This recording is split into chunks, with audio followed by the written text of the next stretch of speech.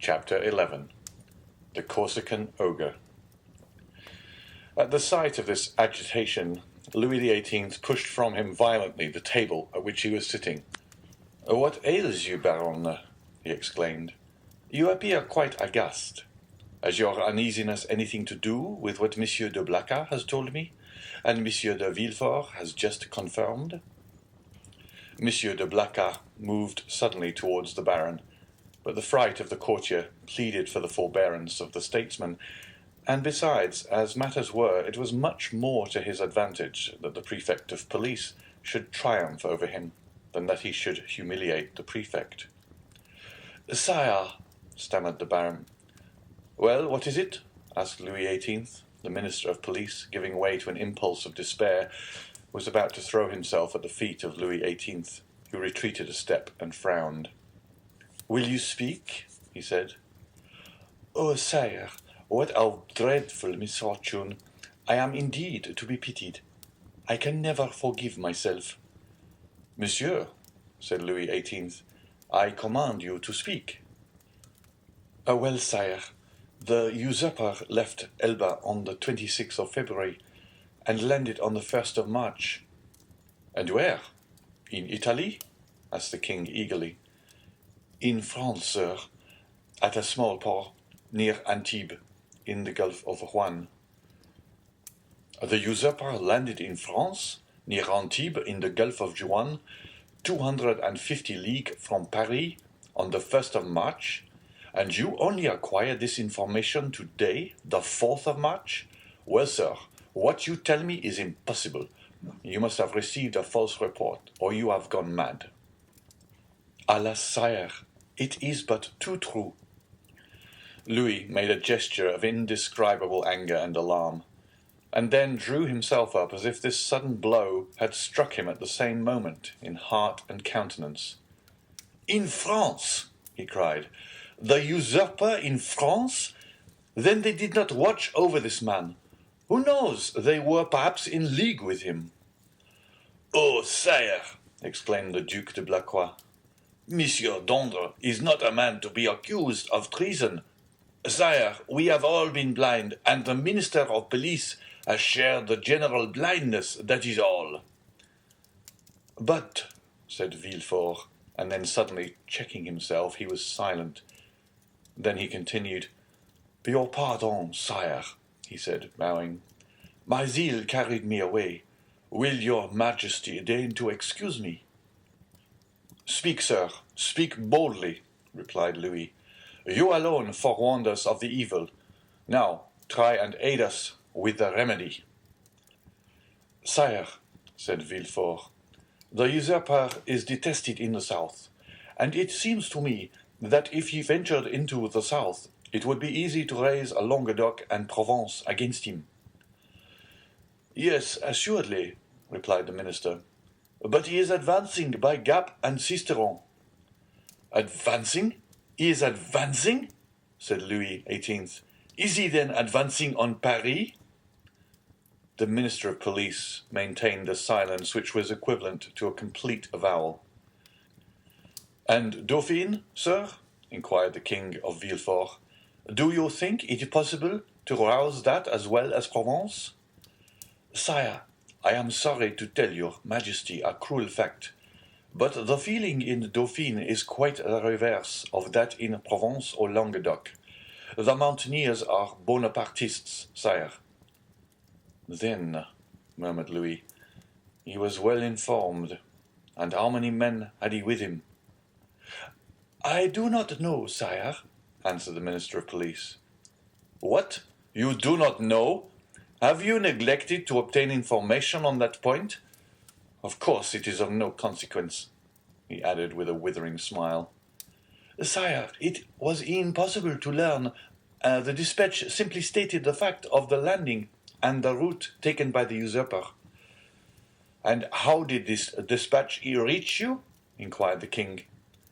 The minister bowed his head, and while a deep colour overspread his cheeks, he stammered out, "By the telegraph, sire." Louis XVIII advanced a step and folded his arms over his chest, as Napoleon would have done. "So then, he exclaimed, turning pale with anger. 7 conjoined and allied armies overthrow that man. A miracle of heaven replaced me on the throne of my fathers after 25 years of exile. I have, during those 25 years, spared no pains to understand the people of France and the interests which were confided to me. And now, when I see the fruition of my wishes almost within reach, the power I hold in my hands bursts and shatters me to atoms. Sire, it is a fatality, murmured the minister, feeling that the pressure of circumstances, however light a thing to destiny, was too much for any human strength to endure. What our enemies say of us is then true. We have learnt nothing, forgotten nothing. If I were betrayed as he was, I would console myself, but to be in the midst of persons elevated by myself to places of honour, who ought to watch over me more carefully than over themselves, for my fortune is theirs, before me they were nothing. After me they will be nothing, and perish miserably from incapacity, ineptitude. Oh yes, sir, you are right. It is fatality. The minister quailed before this outburst of sarcasm. Monsieur de Blacas wiped the moisture from his brow. Villefort smiled within himself, for he felt his increased importance. To fall, continued King Louis, who at the first glance had sounded the abyss on which the monarchy hung suspended. To fall, and learn of that fall by my telegraph? Oh, I would rather mount the scaffold of my brother, Louis XVI, than thus descend the staircase at the Tuileries, driven away by ridicule. Ridicule, sir! Why, you know not its power in France, and yet you ought to know it. Sire, murmured the minister, for pity's— Approach, Monsieur de Villefort, resumed the king, addressing the young man, who, motionless and breathless, was listening to a conversation on which depended the destiny of a kingdom. Approach, and tell monsieur that it is possible to know beforehand all that he has not known.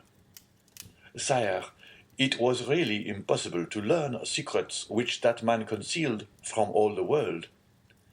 Really impossible? Yes, that is a great word, sir. Unfortunately, there are great words as there are great men. I have measured them. Really impossible for a minister who has an office, agents, spies, and 1,500,000 francs for Secret Service money to know what is going on at 60 leagues from the coast of France? Well then, see, here is a gentleman who had none of these resources at his disposal. A gentleman, only a simple magistrate, who learned more than you with all your police, and who would have saved my crown if, like you, he had the power of directing a telegraph. The look of the Minister of Police was turned with concentrated spite on Villefort, who bent his head in modest triumph. I do not mean that for you, Blacas, continued Louis XVIII, for if you have discovered nothing, at least you have had the good sense to persevere in your suspicions. Any other than yourself would have considered the disclosure of Monsieur de Villefort insignificant, or else dictated by venal ambition. These words were an allusion to the sentiments which the Minister of Police had uttered with so much confidence an hour before. Villefort understood the king's intent.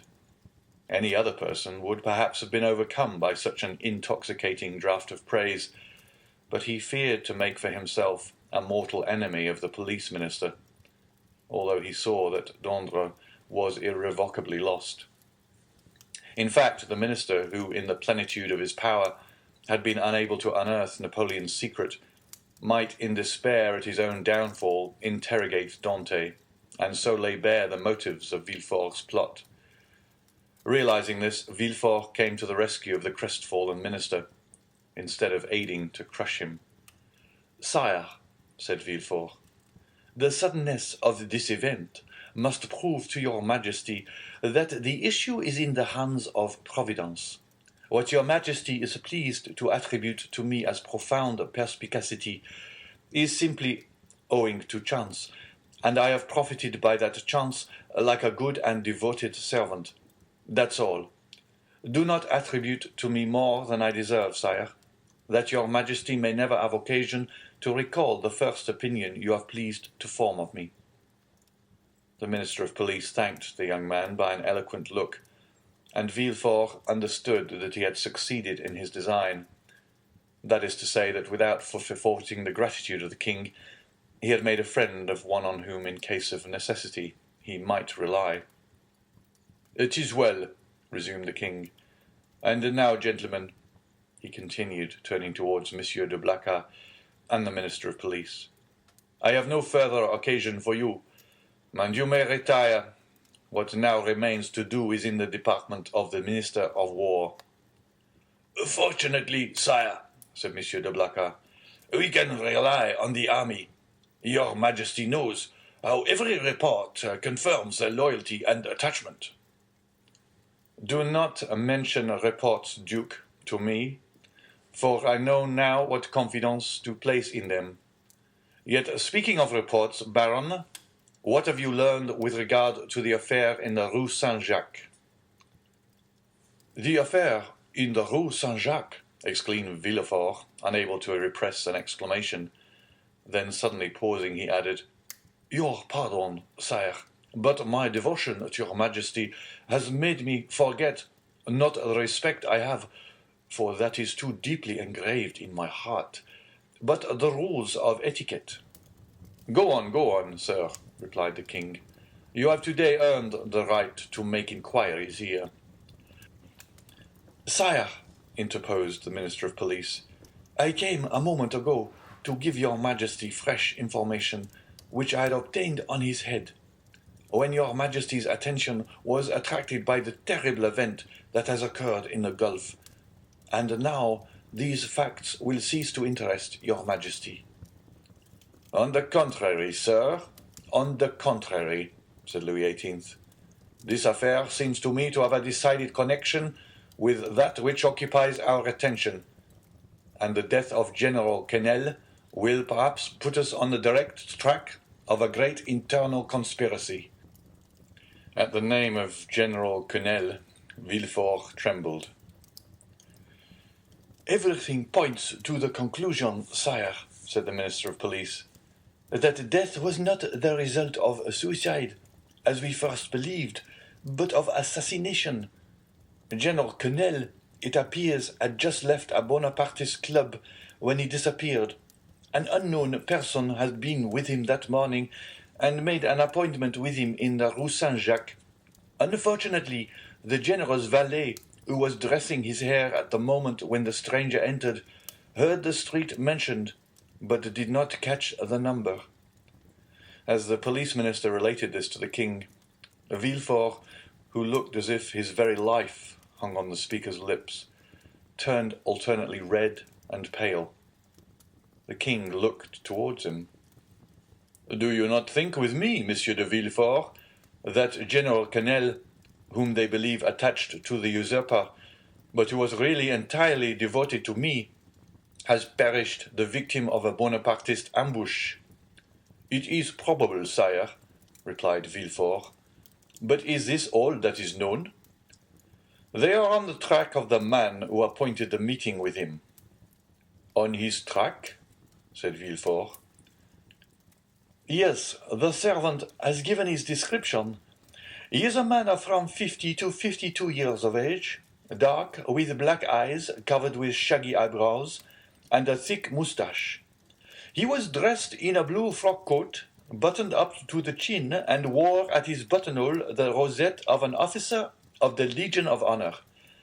Yesterday, a person exactly corresponding with this description was followed, but he was lost sight of at the corner of the Rue de la Jussienne and the Rue Coq-Héron." Villefort leaned on the back of an armchair, for as the Minister of Police went on speaking, he felt his legs bend under him. But when he learned that the unknown had escaped the vigilance of the agent who followed him, he breathed again. "Continue to seek for this man, sir," said the king to the Minister of Police. For if, as I am all but convinced, General Quesnel, who would have been so useful to us at this moment, has been murdered, his assassins, Bonapartists or not, shall be cruelly punished. It required all Villefort's coolness not to betray the terror with which this declaration of the king inspired him. How strange, continued the king with some asperity. The police think that they have disposed of the whole matter when they say a murder has been committed, and especially so when they can add, and we are on the track of the guilty persons. Sire, your majesty will, I trust, be amply satisfied on this point at least. We shall see. I will no longer detain you, Monsieur de Villefort, for you must be fatigued after so long a journey. Go and rest. Of course, you can stop at your father's. A feeling of faintness came over Villefort. No, sire, he replied.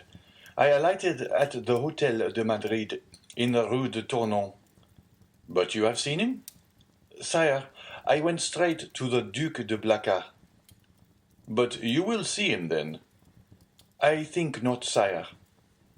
Ah, I forgot, said Louis, smiling in a manner which proved that all these questions were not made without a motive.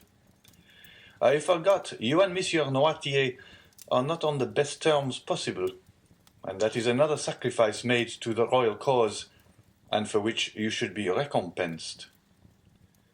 Sire, the kindness of your majesty deigns to evince towards me is a recompense which so far surpasses my utmost ambition that I have nothing more to ask for. Never mind, sir. We will not forget you. Make your mind easy. In the meanwhile, the king here detached the cross of the Legion of Honor, which he usually wore over his blue coat near the cross of Saint-Louis above the order of Notre-Dame du Mont-Carmel and Saint-Lazare, and gave it to Villefort. In the meanwhile, take this cross. Sire, said Villefort, your majesty mistakes. This is an officer's cross. Ma foi, said Louis XVIII. Take it, such as it is, for I have not the time to procure you another. Blacas, let it be your care to see that the brevet is made out and sent to Monsieur de Villefort. Villefort's eyes were filled with tears of joy and pride. He took the cross and kissed it. And now, he said, may I inquire what are your orders with which your majesty deigns to honor me?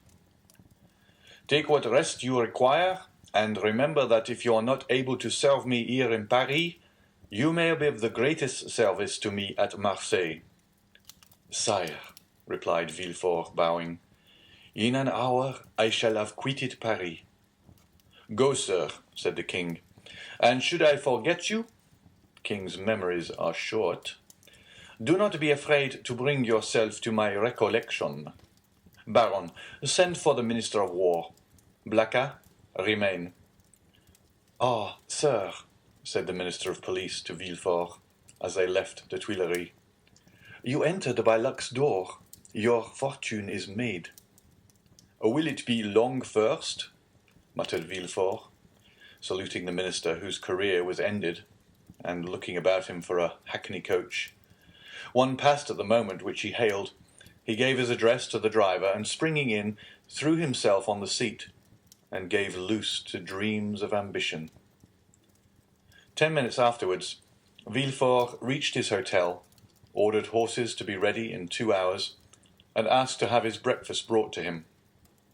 He was about to begin his repast when the sound of the bell rang sharp and loud. The valet opened the door, and Villefort heard someone speak his name. Who could know that I was here already? Said the young man. The valet entered. Well, said Villefort, what is it? Who rang? Who asked for me? A stranger. You will not send his name. A stranger who will not send in his name. What can he want with me? He wishes to speak to you. To me? Yes. Did he mention my name? Yes. What sort of person is he? Why, sir, a man of about 50. short or tall? About your own height, sir. Dark or fair? Dark, very dark, with black eyes, black hair, black eyebrows. And how dressed? Asked Villefort quickly. In a blue frock coat, buttoned up close, decorated with the Legion of Honor. It is he, said Villefort, turning pale. Pardieu, said the individual whose description we have twice given, entering the door. What a great deal of ceremony! Is it the custom in Marseille for sons to keep their fathers waiting in their anterooms? Father, cried Villefort, then I was not deceived. I felt sure it must be you. Well then, if you felt so sure, replied the newcomer, putting his cane in a corner and his hat on a chair, allow me to say, my dear Gérard, that it was not very filial of you to keep me waiting at the door. Leave us, Germain, said Villefort. The servant quitted the apartment with evident signs of astonishment. End of chapter 11.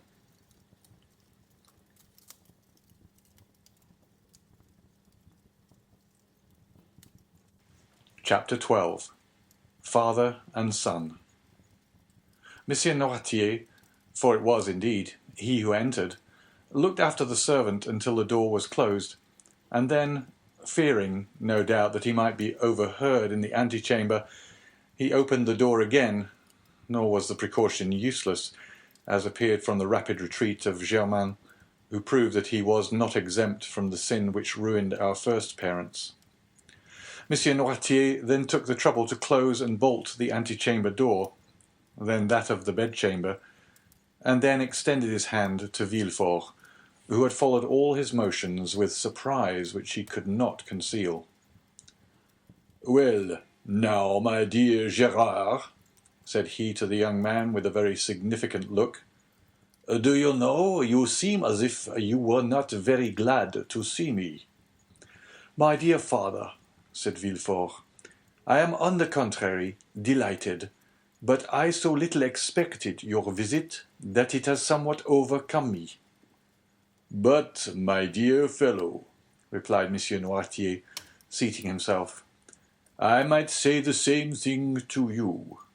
When you announced to me your wedding for the 28th of February, and on the 3rd of March you turn up here in Paris." "And if I have come, my dear father," said Gérard, drawing closer to Monsieur Noirtier, "do not complain, for it is for you that I came, and my journey will be your salvation." "Ah, indeed," said Monsieur Noirtier, stretching himself out at his ease in the chair. "Really, pray tell me all about it, for it must be interesting." "Father, you have heard speak of a certain Bonapartist club in the Rue Saint-Jacques?" "Number 53. Yes, I am vice-president." "Father, your coolness makes me shudder." "Why, my dear boy? When a man has been proscribed by the mountaineers, has escaped from Paris in a hécat, been hunted over the plains of Bordeaux by Robespierre's bloodhounds, he becomes accustomed to most things. But go on. What about the club in Rue Saint-Jacques?" "Why, they induced General Quesnel to go there, and General Quesnel, who quitted his own house at 9 o'clock in the evening, was found the next day in the Seine." "And who told you this fine story?" "The king himself." "Well then, in return for your story," continued Noirtier, "I will tell you another." "My dear father, I think I already know what you are about to tell me." "Ah, you have heard of the landing of the Emperor?" "Not so loud, father, I entreat you, for your own sake as well as mine. Yes, I heard this news, and knew it even before you could. For 3 days ago I posted from Marseille to Paris with all possible speed, half desperate at the enforced delay." 3 days ago. You are crazy. Why, 3 days ago the Emperor had not landed. No matter, I was aware of his intention. How did you know about it? By a letter addressed to you from the island of Elba. To me? To you, and which I discovered in the pocketbook of the messenger. Had that letter fallen into the hands of another, you, my dear father, would probably ere this have been shot. Villefort's father laughed. Ha, ha, come, said he. Will the Restoration adopt imperial methods so promptly? Shot, my dear boy? What an idea! Where is the letter you speak of? I know you too well to suppose you would allow such a thing to pass you. I burnt it, for fear that even a fragment should remain, for that letter must have led to your condemnation. And the destruction of your future prospects, replied Noirtier. Yes, I can easily comprehend that. But I have nothing to fear while I have you to protect me. I do better than that, sir. I save you. You do? Why, really? The thing becomes more and more dramatic. Explain yourself. I must refer again to the club in the Rue Saint-Jacques. It appears that this club is rather a bore to the police. Why didn't they search more vigilantly? They would have found. They have not found, but they are on the track. Yes, that's the usual phrase. I am quite familiar with it.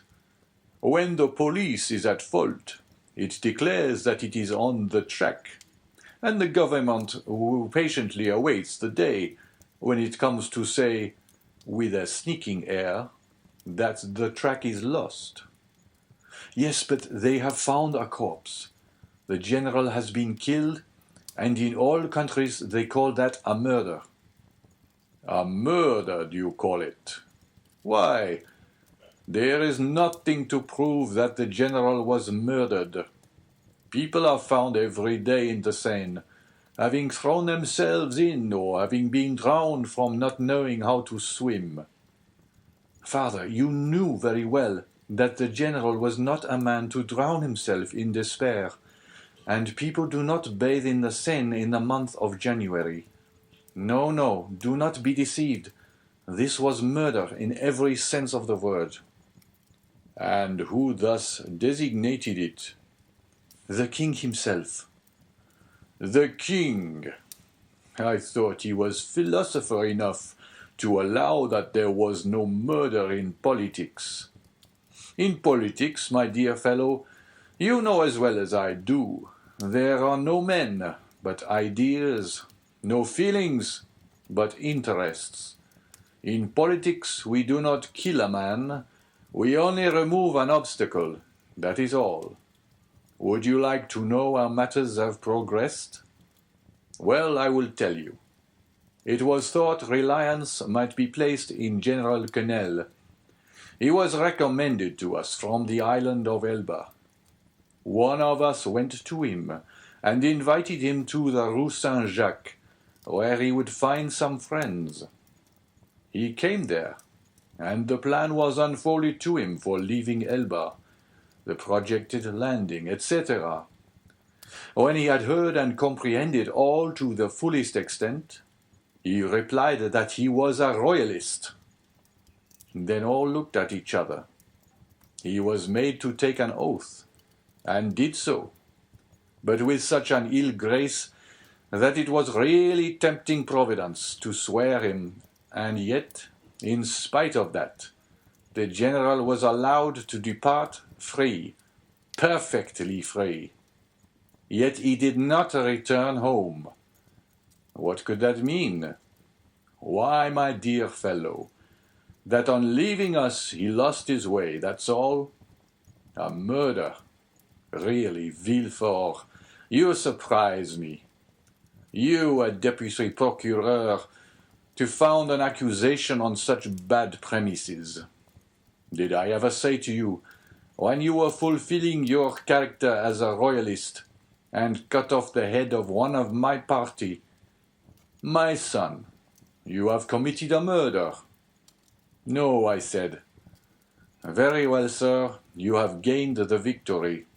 Tomorrow, perchance, it will be our turn. But, father, take care. When our turn comes, our revenge will be sweeping. I do not understand you. You rely on the usurper's return. We do. You are mistaken.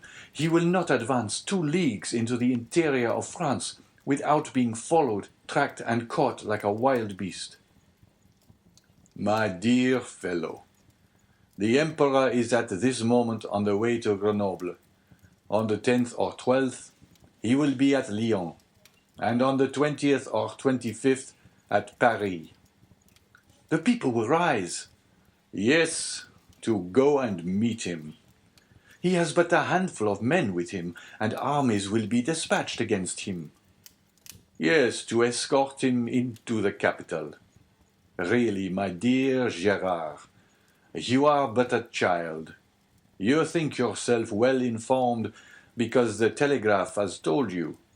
3 days after the landing, the usurper has landed at Cannes with several men. He is pursued. But where is he? What is he doing? You do not know at all. And in this way they will chase him to Paris without drawing a trigger. Grenoble and Lyons are faithful cities and will oppose him to an impassable barrier. Grenoble will open her gates to him with enthusiasm. All Lyons will hasten to welcome him. Believe me, we are as well informed as you, and our police are as good as your own. Would you like a proof of it? Well, you wish to conceal your journey from me, and yet I knew of your arrival half an hour after you had passed the barrier. You gave your direction to no one but your postilion. Yet I have your address, and in proof I am here, the very instant you are going to sit at table. Ring, then, if you please, for a second knife, fork, and plate, and we will dine together. Indeed, replied Villefort, looking at his father with astonishment. You really do seem very well informed. Eh? The thing is simple enough. You are in power of only the means that money produces. We who are in expectation have those with devotion prompts. Devotion? Said Villefort with a sneer. Yes, devotion, for that is, I believe, the phrase for hopeful ambition. And Villefort's father extended his hand to the bell-rope to summon the servant whom his son had not called. Villefort caught his arm. Wait, my dear father, said the young man. One word more. Say on. However stupid the royalist police may be, they do know one terrible thing. And what is that? The description of the man who, on the morning of the day when General Quesnel disappeared, presented himself at his house. Oh, the admirable police have found that out, have they? And what may be that description? Dark complexion, hair, eyebrows and whiskers, black, blue frock coat, buttoned up to the chin, rosette of an officer of the Legion of Honor in his buttonhole, a hat with wide brim, and a cane. Aha, that is it, said Noirtier. And why then have they not laid hands on him? Because yesterday or the day before they lost sight of him at the corner of the Rue Coqueron. Didn't I say that your police were good for nothing? Yes, but they may catch him yet. True, said Noirtier, looking carelessly around him. True, if this person were not on his guard as he is, and he added with a smile, he will consequently make a few changes in his personal appearance.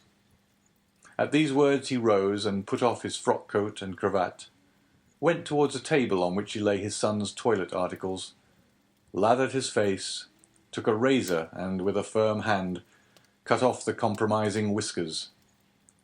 Villefort watched him with alarm, not devoid of admiration. His whiskers cut off, Noirtier gave another turn to his hair, took instead of his black cravat a coloured neckerchief which lay at the top of an open portmanteau, put on in lieu of his blue and high-buttoned frock-coat, a coat of Villefort's of dark brown and cut away in front, tried on before the glass a narrow-brimmed hat of his son's, which appeared to fit him perfectly, and leaving his cane in the corner where he had deposited it, he took up a small bamboo switch, cut the air with it once or twice, and walked about with that easy swagger which has one of his principal characteristics. "Well," he said, turning towards his wondering son, when his disguise was completed, "well, do you think your police will recognize me now?" "No, father," stammered Villefort. At least, I hope not." "And now, my dear boy," continued Noirtier, "I rely on your prudence to remove all the things which I leave in your care." "Oh, rely on me," said Villefort. Yes, and now I believe you are right, and that you have really saved my life. Be assured I will return the favor hereafter." Villefort shook his head. "You are not convinced yet." "I hope at least that you may be mistaken." "Shall you see the king again?" "Perhaps." "Would you pass in his eyes for a prophet?"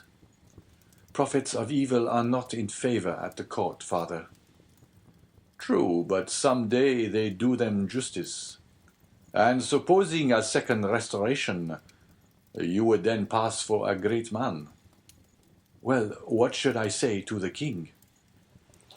"Say to him, 'Sire, you are deceived as to the feeling in France, as to the opinions of the towns, and the prejudices of the army.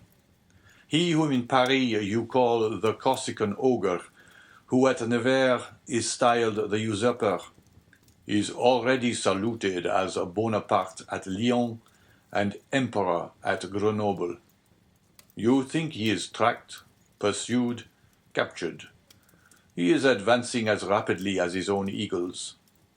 The soldiers you believe to be dying with hunger, worn out with fatigue, ready to desert, gather like atoms of snow about the rolling ball as it hastens onward. Sire, go. Leave France to its real master, to him who acquired it, not by purchase, but by right of conquest. Go, sire. Not that you incur any risk, for your adversary is powerful enough to show you mercy, but because it would be humiliating for a grandson of Saint Louis to owe his life to the man of Arcola, Marengo, Austerlitz. Tell him this, Gérard, or rather tell him nothing. Keep your journey a secret. Do not boast of what you have come to Paris to do, or have done. Return with all speed, enter Marseille at night and your house by the back door, and there remain, quiet, submissive, secret, and above all inoffensive, for this time I swear to you, we shall act like powerful men who know their enemies. Go, my son, go, my dear Gérard, and by your obedience to my paternal orders, or if you prefer it, friendly counsels, we will keep you in your place. This will be, added Noirtier with a smile, one means by which you may a second time save me. If the political balance should some day take another turn and cast you aloft while hurling me down, adieu, my dear Gérard, and at your next journey, alight at my door. Noirtier left the room when he had finished, with the same calmness that had characterized him during the whole of this remarkable and trying conversation. Villefort, pale and agitated, ran to the window, put aside the curtain, and saw him pass, cool and collected, by 2 or 3 ill-looking men at the corner of the street, who were there, perhaps, to arrest a man with black whiskers and a blue frock-coat and hat with broad brim. Villefort stood watching, breathless, until his father had disappeared at the Rue Bussy. Then he turned to the various articles he had left behind him, put the black cravat and blue frock-coat at the bottom of the portmanteau, threw the hat into a dark closet, broke the cane into small bits and flung it in the fire, put on his travelling cap, and calling his valet, checked with a look the 1,000 questions he was ready to ask, paid his bill, sprang into his carriage, which was ready, learned at Lyons that Bonaparte had entered Grenoble, and in the midst of the tumult which prevailed along the road, at length reached Marseille, a prey to all the hopes and fears which enter into the heart of man with ambition and its first successes. End of chapter 12.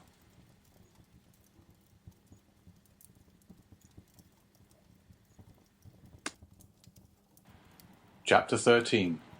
The 100 Days. Monsieur Noirtier was a true prophet, and things progressed rapidly, as he had predicted.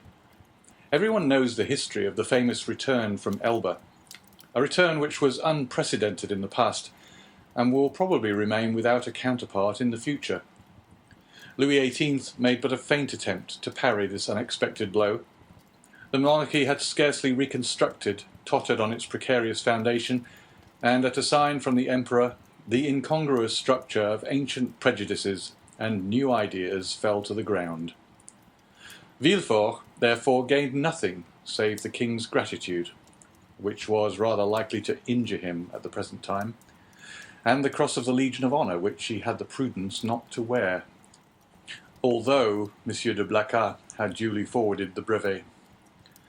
Napoleon would, doubtless, have deprived Villefort of his office had it not been for Noirtier, who was all-powerful at court, and thus the Girondin of '93 and the Senator of 1806 protected him, who so lately had been his protector. All Villefort's influence barely enabled him to stifle the secret Dante had so nearly divulged. The king's procureur alone was deprived of his office, being suspected of royalism. However, scarcely was the imperial power established, that is, scarcely had the emperor re-entered the Tuileries and begun to issue orders from the closet into which we have introduced our readers, he found on the table there Louis XVIII's half-filled snuff-box. Scarcely had this occurred when Marseille began, in spite of the authorities, to rekindle the flames of civil war, always smouldering in the south, and it required but little to excite the populace to acts of far greater violence than the shouts and insults with which they assailed the royalists whenever they ventured abroad. Owing to this change, the worthy shipowner became at that moment, we will not say all-powerful, because Morel was a prudent and rather timid man, so much so that many of the most zealous partisans of Bonaparte accused him of moderation, but sufficiently influential to make a demand in favour of Dante. Villefort retained his place, but his marriage was put off until a more favourable opportunity. If the emperor remained on the throne, Gérard required a different alliance to aid his career. If Louis XVIII returned, the influence of Monsieur de Saint-Méran, like his own, could be vastly increased, and the marriage be still more suitable. The deputy procureur was, therefore, the first magistrate of Marseille, when one morning his door opened, and Monsieur Morel was announced. Anyone else would have hastened to receive him, but Villefort was a man of ability, and he knew this would be a sign of weakness. He made Morel wait in the antechamber, although he had no one with him, for the simple reason that the king's procureur always makes everyone wait, and after passing a quarter of an hour in reading the papers, he ordered Monsieur Morel to be admitted. Morel expected Villefort would be dejected. He found him as he had found him 6 weeks before, calm, firm, and full of that glacial politeness, that most insurmountable barrier which separates the well-bred from the vulgar man. He had entered Villefort's office expecting that the magistrate would tremble at the sight of him. On the contrary, he felt a cold shudder all over him when he saw Villefort sitting there with his elbow on his desk and his head leaning on his hand. He stopped at the door. Villefort gazed at him as if he had some difficulty in recognizing him. Then, after a brief interval, during which the honest shipowner turned his hat in his hands, "Monsieur Morel, I believe," said Monsieur Villefort. "Yes, sir." "Come nearer," said the magistrate with a patronizing wave of the hand, "and tell me to what circumstance I owe the honor of this visit." "Do you not guess, monsieur?" asked Monsieur Morel. "Not in the least. But if I can serve you in any way, I shall be delighted." "Everything depends on you." "Explain yourself, pray." "Monsieur," said Morel, recovering his assurance as he proceeded, "do you recollect that a few days before the landing of His Majesty the Emperor, I came to intercede for a young man, the mate of my ship, who was accused of being concerned in correspondence with the island of Elba? What was the other day a crime is today a title to favor. You then served Louis XVIII, and you did not show any favor. It was your duty. Today you serve Napoleon, and you ought to protect him. It is equally your duty. I come, therefore, to ask what has become of him." Villefort, by a strong effort, sought to control himself. "What is his name?" said he. "Tell me his name." "Edmond Dantès." Villefort would probably have rather stood opposite the muzzle of a pistol at 25 paces than have heard this name spoken, but he did not blanch. "Dantès," repeated he. "Edmond Dantès." "Yes, monsieur." Villefort opened a large register, then went to a table. From the table turned to his registers, and then, turning to Morel, "Are you quite sure you are not mistaken, monsieur?" said he, in the most natural tone in the world. Had Morel been a more quick-sighted man, or better versed in these matters, he would have been surprised at the king's procureur answering him on such a subject, instead of referring him to the governors of the prison or the prefect of the department. But Morel, disappointed in his expectations of exciting fear, was conscious only of the other's condescension.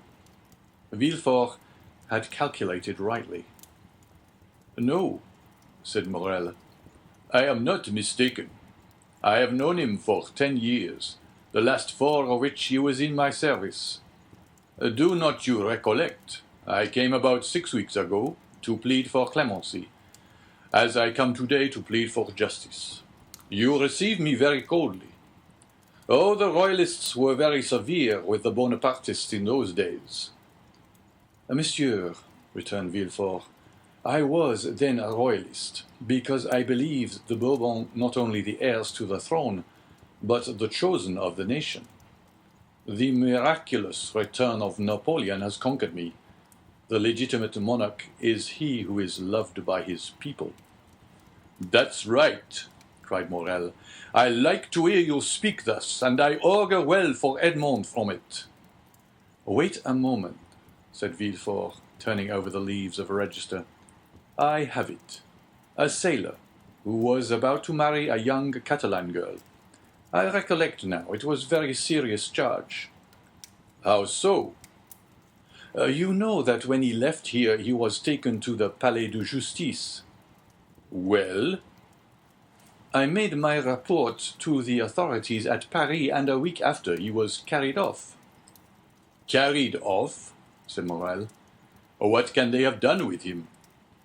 "Oh, he has been taken to Fenestrelle, to Pignerol, or to the Sainte Marguerite Island.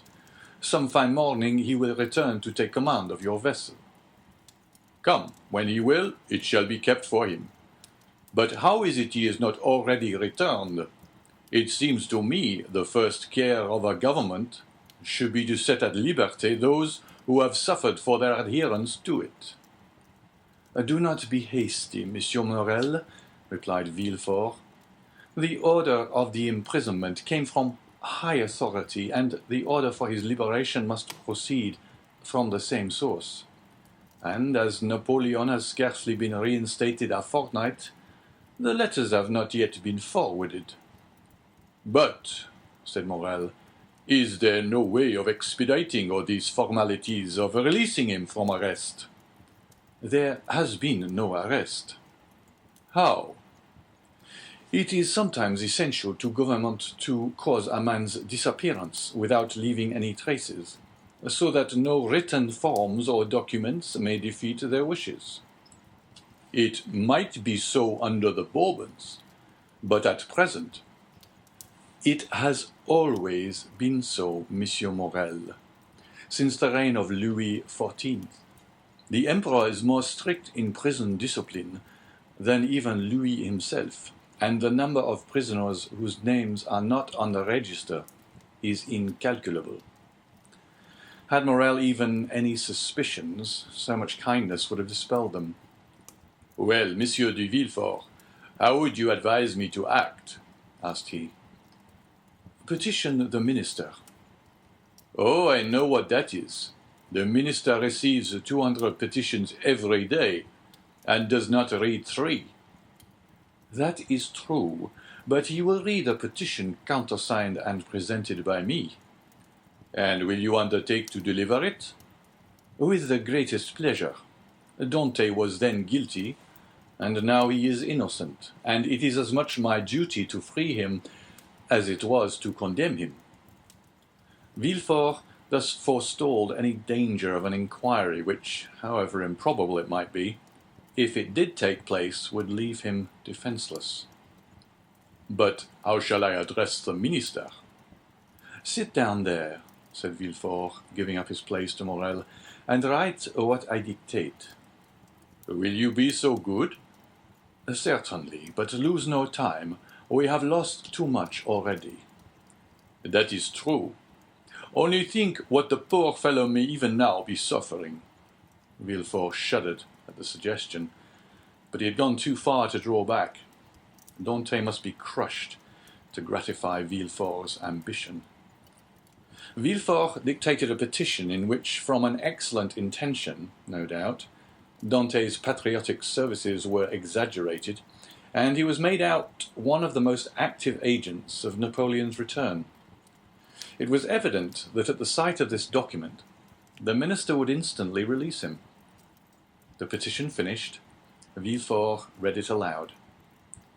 "That will do," said he. "Leave the rest to me." "Will the petition go soon?" "Today." "Countersigned by you?" "The best thing I can do will be to certify the truth of the contents of your petition." And sitting down, Villefort wrote the certificate at the bottom. "What more is to be done?" "I will do whatever is necessary." This assurance delighted Morel, who took leave of Villefort and hastened to announce to old Dante that he would soon see his son. As for Villefort, instead of sending to Paris, he carefully preserved the petition that so fearfully compromised Dante, in the hopes of an event that seemed not unlikely, that is, a second restoration. Dante remained a prisoner and heard not the noise of the fall of Louis XVIII's throne, or the still more tragic destruction of the empire. Twice during the 100 Days had Morel renewed his demand, and twice had Villefort soothed him with promises. At last there was Waterloo, and Morel came no more. He had done all that was in his power, and any fresh attempt would only compromise himself uselessly. Louis XVIII remounted the throne.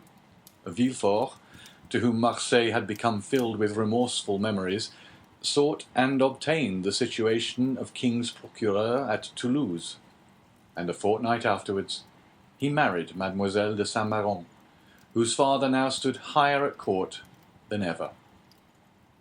And so Dante, after the 100 Days and after Waterloo, remained in his dungeon, forgotten of earth and heaven.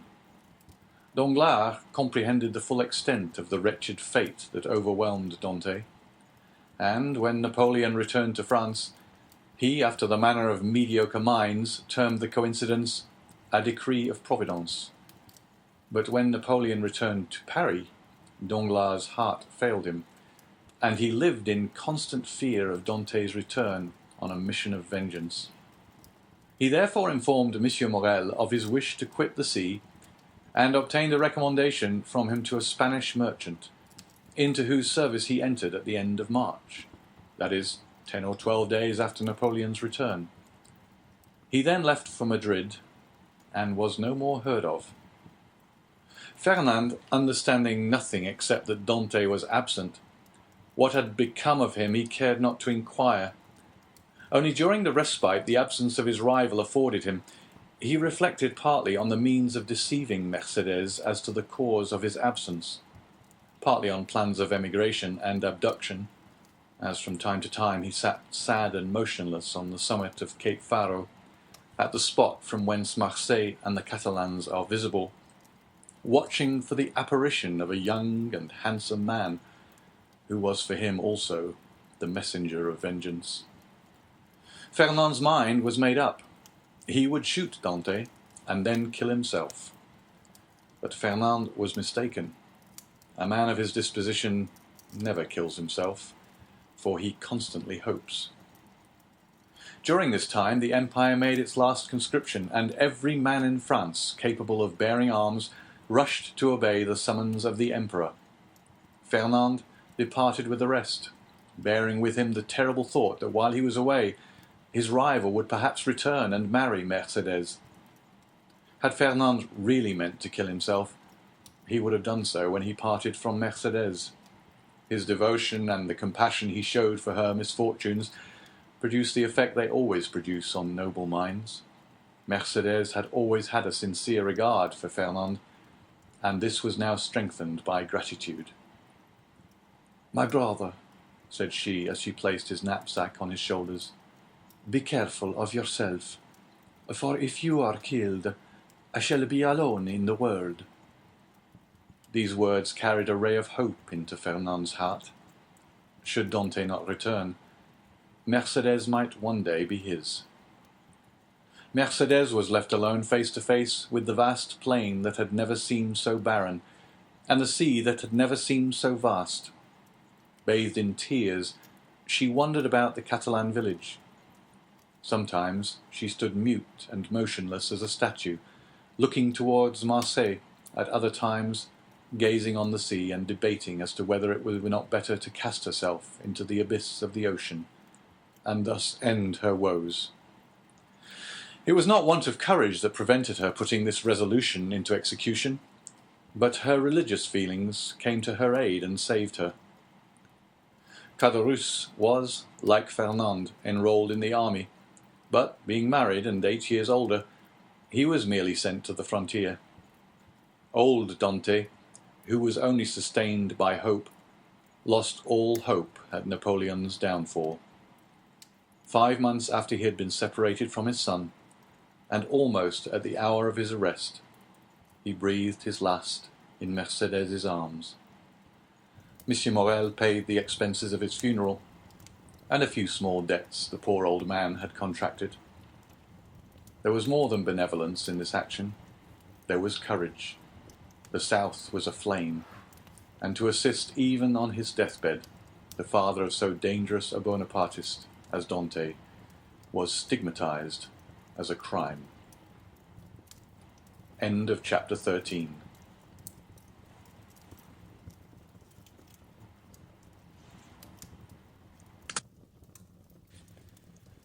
Chapter 14. The Two Prisoners. A year after Louis XVIII's restoration, a visit was made by the Inspector General of Prisons.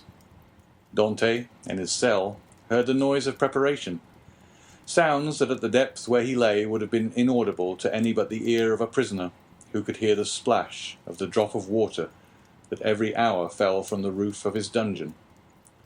He guessed something uncommon was passing among the living, but he had so long ceased to have any intercourse with the world that he looked upon himself as dead. The inspector visited, one after another, the cells and dungeons of several of the prisoners, whose good behaviour or stupidity recommended them to the clemency of the government. He inquired how they were fed, and if they had any request to make. The universal response was that the fare was detestable, and that they wanted to be set free. The inspector asked if they had anything else to ask for. They shook their heads. What could they desire beyond their liberty? The inspector turned smilingly to the governor. I do not know what reason a government can assign for these useless visits. When you see one prisoner, you see all. Always the same thing, ill-fed and innocent. Are there any others? Yes, the dangerous and mad prisoners are in the dungeons. Let us visit them, said the inspector with an air of fatigue. We must play the farce to the end. Let us see the dungeons. Let us first send for 2 soldiers, said the governor. The prisoners sometimes, through mere uneasiness of life, and in order to be sentenced to death, commit acts of useless violence, and you might fall a victim. Take all the needful precautions, replied the inspector. 2 soldiers were accordingly sent for, and the inspector descended a stairway so foul, so humid, so dark as to be loathsome to sight, smell, and respiration. Oh, cried the inspector, who can live here? A most dangerous conspirator, a man we are ordered to keep the most strict watch over, as he is daring and resolute. He is alone? Certainly. How long has he been there? Nearly a year. Was he placed here when he first arrived? No, not until he attempted to kill the turnkey who took his food to him. To kill the turnkey? Yes, the very one who is lighting us. Is it not true, Antoine? Asked the governor. True enough. He wanted to kill me, returned the turnkey. He must be mad, said the inspector. He is worse than that. He is a devil, returned the turnkey. Shall I complain of him? Demanded the inspector. Oh no, it is useless. Besides, he is almost mad now, and in another year you'll be quite so. So much the better for him. He will suffer less, said the inspector. He was, as this remark shows, a man full of philanthropy, and in every way fit for his office. You are right, sir, replied the governor, and this remark proves that you have deeply considered the subject. And now we have in a dungeon about 20 feet distant, and to which you descend by another stair, an abbé, former leader of a party in Italy, who has been here since 1811, and in 1813 he went mad, and the change is astonishing. He used to weep. He now laughs. He grew thin. He now grows fat. You had better see him, for his madness is amusing. I will see them both, returned the inspector. I must conscientiously perform my duty. This was the inspector's first visit. He wished to display his authority. Let us visit this one first, added he. By all means, replied the governor, and he signed to the turnkey to open the door. At the sound of the key turning in the lock and the creaking of the hinges, Dante, who was crouched in a corner of the dungeon, whence he could see the ray of light that came through a narrow iron grating above, raised his head. Seeing a stranger, escorted by 2 turnkeys holding torches, and accompanied by 2 soldiers, and to whom the governor spoke bareheaded, Dante, who guessed the truth, and that the moment to address himself to the superior authorities was come, sprang forward with clasped hands. The soldiers interposed their bayonets, for they thought that he was about to attack the inspector, and the latter recoiled 2 or 3 steps. Dante saw that he was looked upon as dangerous. Then, infusing all the humility he possessed into his eyes and voice, he addressed the inspector, and sought to inspire him with pity. The inspector listened attentively, then turning to the governor, observed, He will become religious. He is already more gentle. He is afraid, and retreated before the bayonets. Madmen are not afraid of anything. I made some curious observations on this at Charenton. Then turning to the prisoner, "What is it you want?" said he. "I want to know what crime I have committed, to be tried, and if I am guilty, to be shot, if innocent, to be set at liberty." "Are you well fed?" said the inspector. "I believe so. I don't know. It's of no consequence. What matters really, not only to me, but to officers of justice and the king, is that an innocent man should languish in prison, the victim of an infamous denunciation, to die here, cursing his executioners." "You are very humble today," remarked the governor. "You are not so always. The other day, for instance, when you tried to kill the turnkey." "It is true, sir, and I beg his pardon, for he has always been very good to me. But I was mad." "And you are not so any longer?" "No, captivity has subdued me. I have been here so long." "So long? When were you arrested, then?" asked the inspector. "The 28th of February, 1815, at 2:30 in the afternoon." "Today is the 30th of July, 1816. Why, it is but 17 months." "Only 17 months," replied Dante.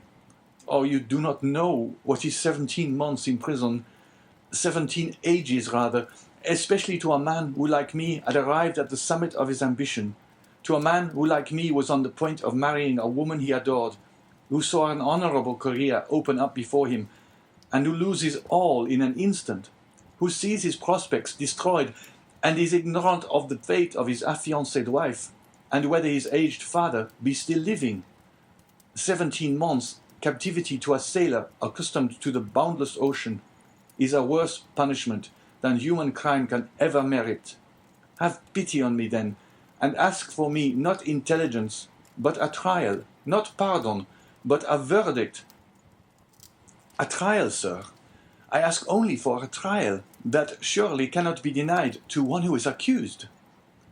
"We shall see," said the inspector. Then turning to the governor, "On my word, the poor devil touches me. You must show me the proofs against him." "Certainly, but you will find terrible charges." "Monsieur," continued Dante, "I know it is not in your power to release me, but you can plead for me. You can have me tried, and that is all I ask. Let me know my crime and the reason why I was condemned. Uncertainty is worse than all." "Go on with the lights," said the inspector. "Monsieur," cried Dante, "I can tell by your voice you are touched with pity. Tell me at least to hope." "I cannot tell you that," replied the inspector. "I can only promise to examine into your case." "Oh, I am free! Then I am saved!" "Who arrested you?" "Monsieur Villefort. See him and hear what he says." "Monsieur Villefort is no longer at Marseille. He is now at Toulouse." "I am no longer surprised at my detention," murmured Dante, "since my only protector is removed." "Had Monsieur Villefort any cause of personal dislike to you?" "None. On the contrary, he was very kind to me." "I can then rely on the notes he has left concerning you?" "Entirely." "That is well. Wait patiently, then." Dante fell on his knees and prayed earnestly. The door closed, but this time a fresh inmate was left with Dante. Hope. "Will you see the register at once?" asked the governor, "or proceed to the other cell?" "Let us visit them all," said the inspector. "If I once went up those stairs, I should never have the courage to come down again." "Ah, this is not like the other, and his madness is less affecting than this one's display of reason." "What is his folly?" "He fancies he possesses an immense treasure. The first year he offered the government 1,000,000 of francs for his release, the second 2, the third 3, and so on progressively. He is now in his 5th year of captivity. He will ask to speak to you in private, and offer you 5 millions. How curious. What is his name? The Abbé Faria. Numero 27, said the inspector. It is here. Unlock the door, Antoine. The turnkey obeyed, and the inspector gazed curiously into the chamber of the mad abbé. In the centre of the cell, in a circle traced with a fragment of plaster detached from the wall, sat a man whose tattered garment scarcely covered him. He was drawing in this circle geometrical lines, and seemed as much absorbed in his problem as Archimedes was when the soldier of Marcellus slew him. He did not move at the sound of the door, and continued his calculations until the flash of the torches lighted up with an unwonted glare the sombre walls of his cell. Then, raising his head, he perceived with astonishment the number of persons present. He hastily seized the coverlet of his bed and wrapped it around him. "What is it you want?" said the inspector. "I, monsieur?" replied the abbé with an air of surprise.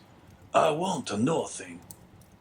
"You do not understand," continued the inspector. "I am sent here by government to visit the prison, and hear the requests of the prisoners." "Oh, that is different," cried the abbé. "and we shall understand each other, I hope." "There now," whispered the governor. "It is just as I told you." "Monsieur," continued the prisoner, "I am the Abbé Faria, born at Rome. I was for 20 years a cardinal's father's secretary. I was arrested. Why, I know not. Toward the beginning of the year 1811. Since then, I have demanded my liberty from the Italian and French government." "Why from the French government?" "Because I was arrested at Piombino, and I presume that, like Milano and Florence, Piombino has become the capital of some French department." "Ah," said the inspector, "you have not the latest news from Italy." "My information dates from the day on which I was arrested," returned the Abbé Faria. "And as the Emperor had created the kingdom of Rome for his infant son, I presume that he has realized the dream of Machiavelli and Caesar Borgia, which was to make Italy a united kingdom." "Monsieur," returned the inspector, "Providence has changed this gigantic plan you advocate so warmly." "It is the only means of rendering Italy strong, happy, and independent." "Very possibly. Only I am not come to discuss politics, but to inquire if you have anything to ask or to complain of." "The food is the same as in other prisons. That is, very bad. The lodging is very unhealthful, but on the whole, passable for a dungeon. But it is not that which I wish to speak of, but a secret I have to reveal of the greatest importance." "We are coming to the point," whispered the governor. "It is for that reason I am delighted to see you," continued the abbé, "although you have disturbed me in a most important calculation, which, if it succeeded, would possibly change Newton's system. Could you allow me a few words in private?" "What did I tell you?" said the governor. "You knew him," returned the inspector with a smile. "What you ask is impossible, monsieur," continued he, addressing Faria. "But," said the abbé, "I would speak to you of a larger sum, amounting to 5 millions. "The very sum you named," whispered the inspector in his turn. "However," continued Faria, seeing that the inspector was about to depart, "it is not absolutely necessary for us to be alone. The governor can be present." "Unfortunately," said the governor, "I know beforehand what you are about to say.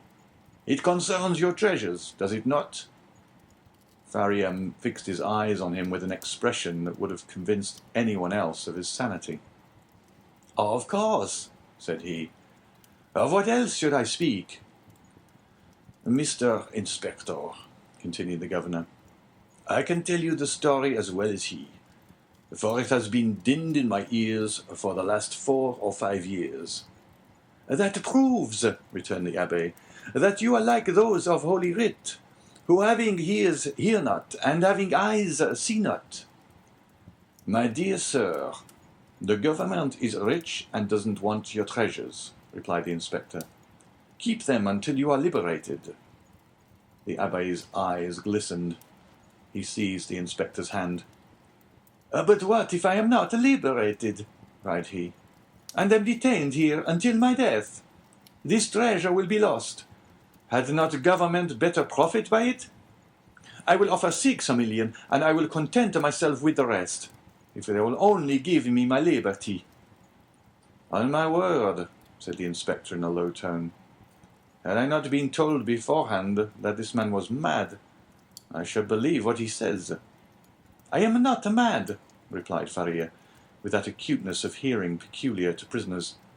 The treasure I speak of really exists, and I offer to sign an agreement with you in which I promise to lead you to the spot where you shall dig, and if I deceive you, bring me here again. I ask no more.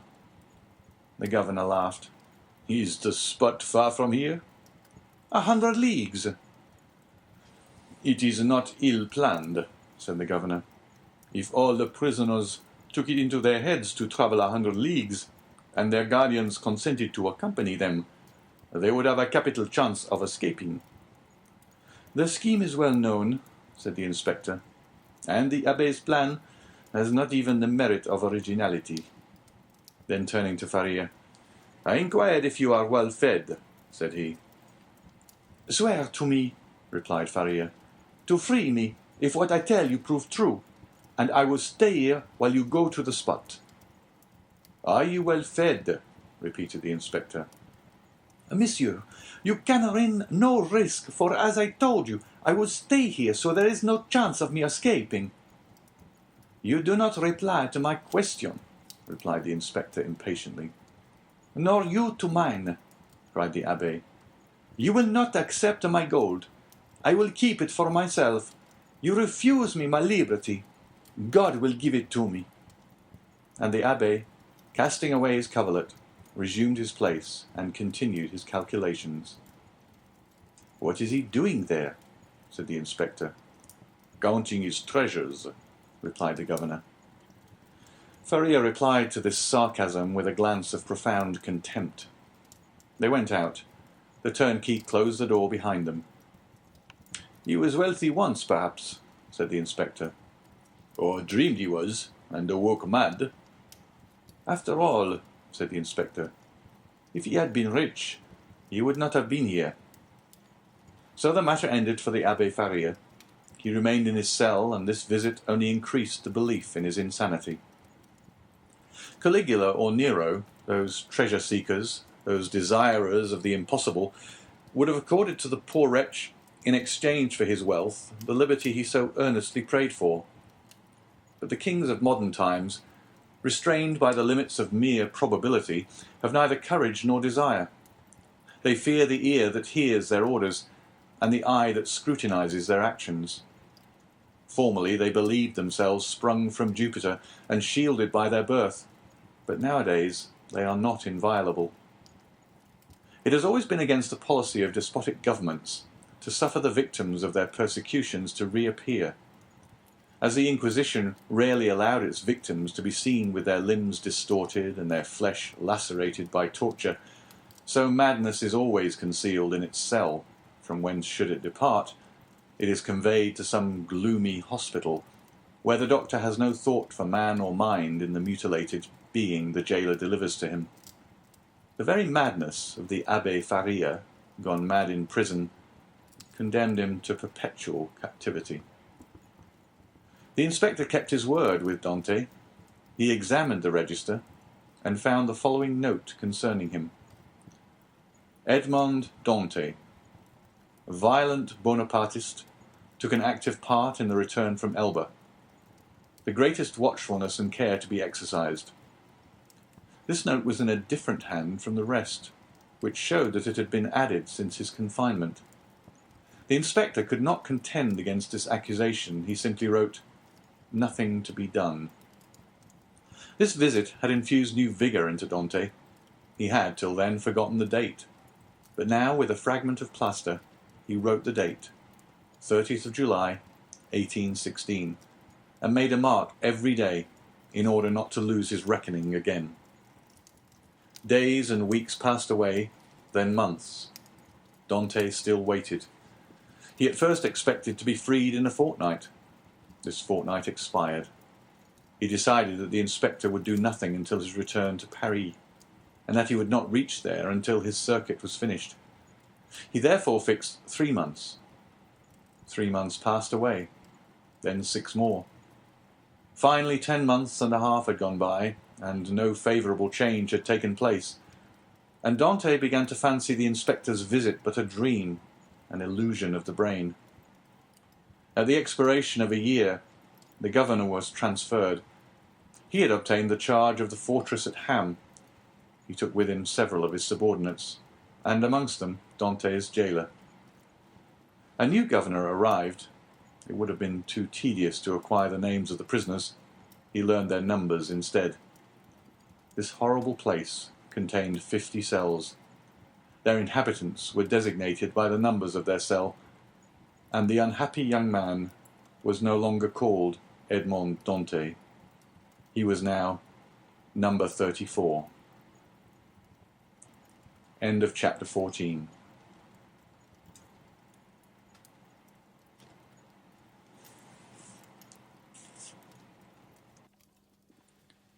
Chapter 15. Number 34 and number 27. Dante passed through all the stages of torture natural to prisoners in suspense. He was sustained at first by that pride of conscious innocence which is the sequence to hope. Then he began to doubt his own innocence, which justified in some measure the governor's belief in his mental alienation. And then, relaxing his sentiment of pride, he addressed his supplications not to God, but to man. God is always the last resource. Unfortunates who ought to begin with God do not have any hope in him till they have exhausted all other means of deliverance. Dante asked to be removed from his present dungeon into another, for a change, however disadvantageous, was still a change, and would afford him some amusement. He entreated to be allowed to walk about, to have fresh air, books, and writing materials. His requests were not granted, but he went on asking all the same. He accustomed himself to speaking to the new jailer, although the latter was, if possible, more taciturn than the old one, but still, to speak to a man, even though mute, was something. Dante spoke for the sake of hearing his own voice. He had tried to speak when alone, but the sound of his voice terrified him. Often, before his captivity, Dante's mind had revolted at the idea of assemblages of prisoners made up of thieves, vagabonds, and murderers.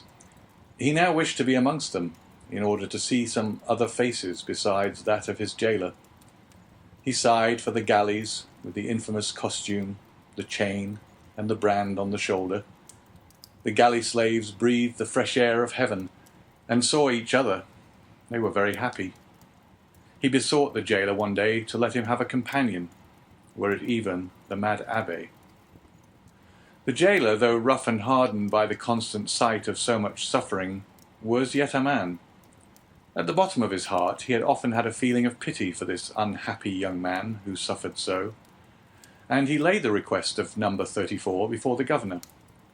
But the latter sapiently imagined that Dante wished to conspire or attempt an escape, and refused his request. Dante had exhausted all human resources, and he then turned to God.